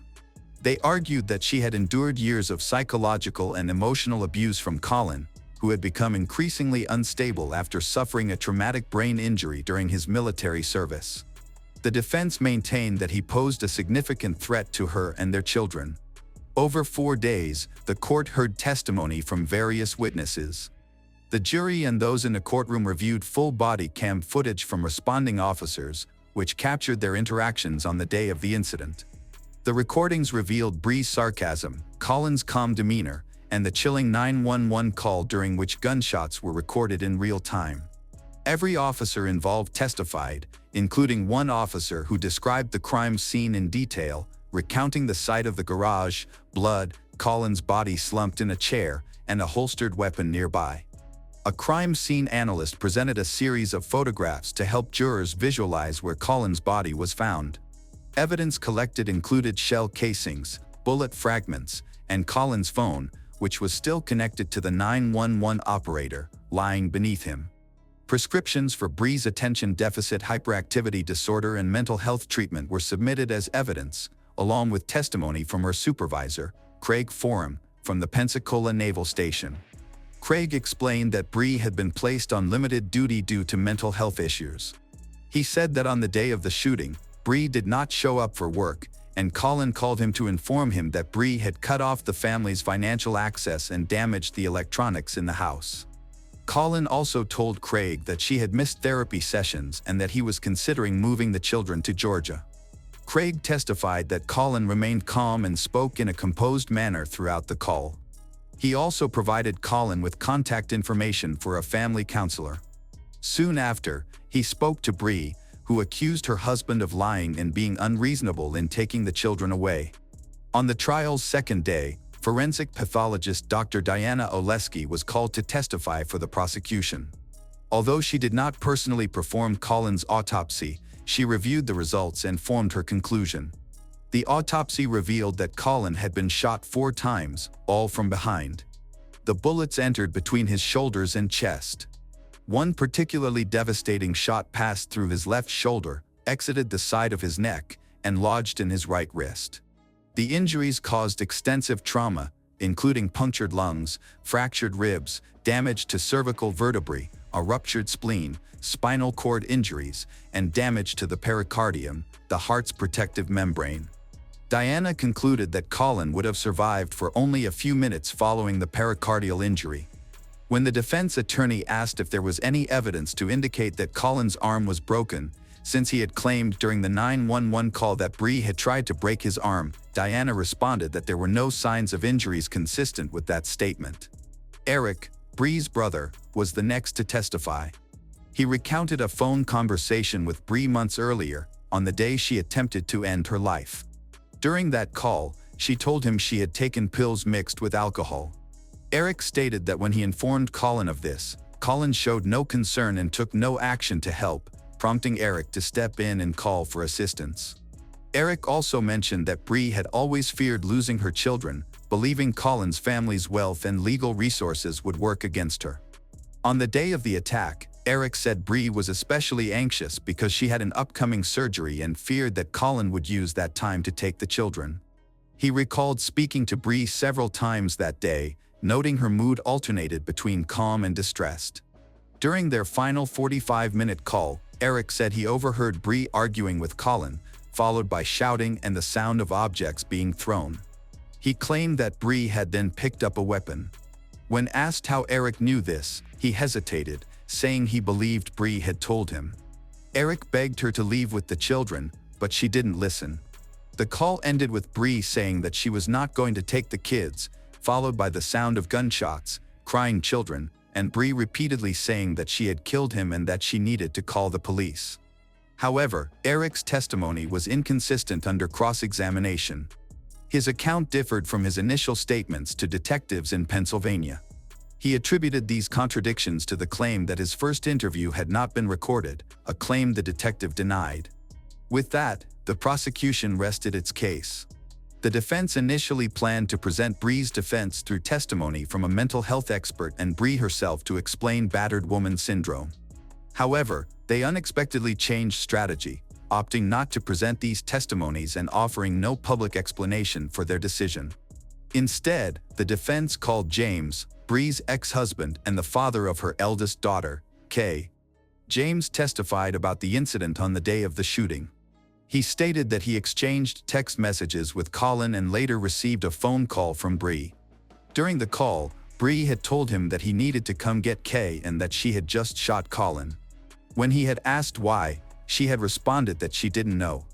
James immediately went to pick up his daughter. James also testified in court that he had always thought highly of Colin as a stepfather and that Kay had spoken positively about him. On the third day of the trial, proceedings were interrupted by a hurricane warning, delaying closing arguments until Friday, September 27th. During the prosecution's closing argument, they emphasized that Bree showed no visible injuries on the day of the shooting. They argued that Bree deliberately provoked Colin, secretly filmed the confrontation on her phone, and kept her brother on the line during the incident. They contended that her motive was not self-defense but a desire to assert control. The prosecution concluded that, being unable to provoke aggression from Colin, Bree attacked him 4 times in the back without realizing he was on a 911 call. The defense argued that Colin had been walking around the house with a firearm and suggested he hid the weapon in his truck before police arrived. They referenced Colin's 911 call, where he claimed Bree tried to break his arm, a claim contradicted by the autopsy.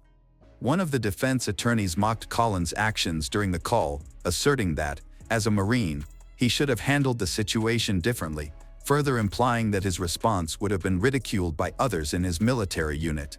The defense ultimately claimed that Bree resorted to attacking Colin because law enforcement had repeatedly failed to protect her despite her pleas for help.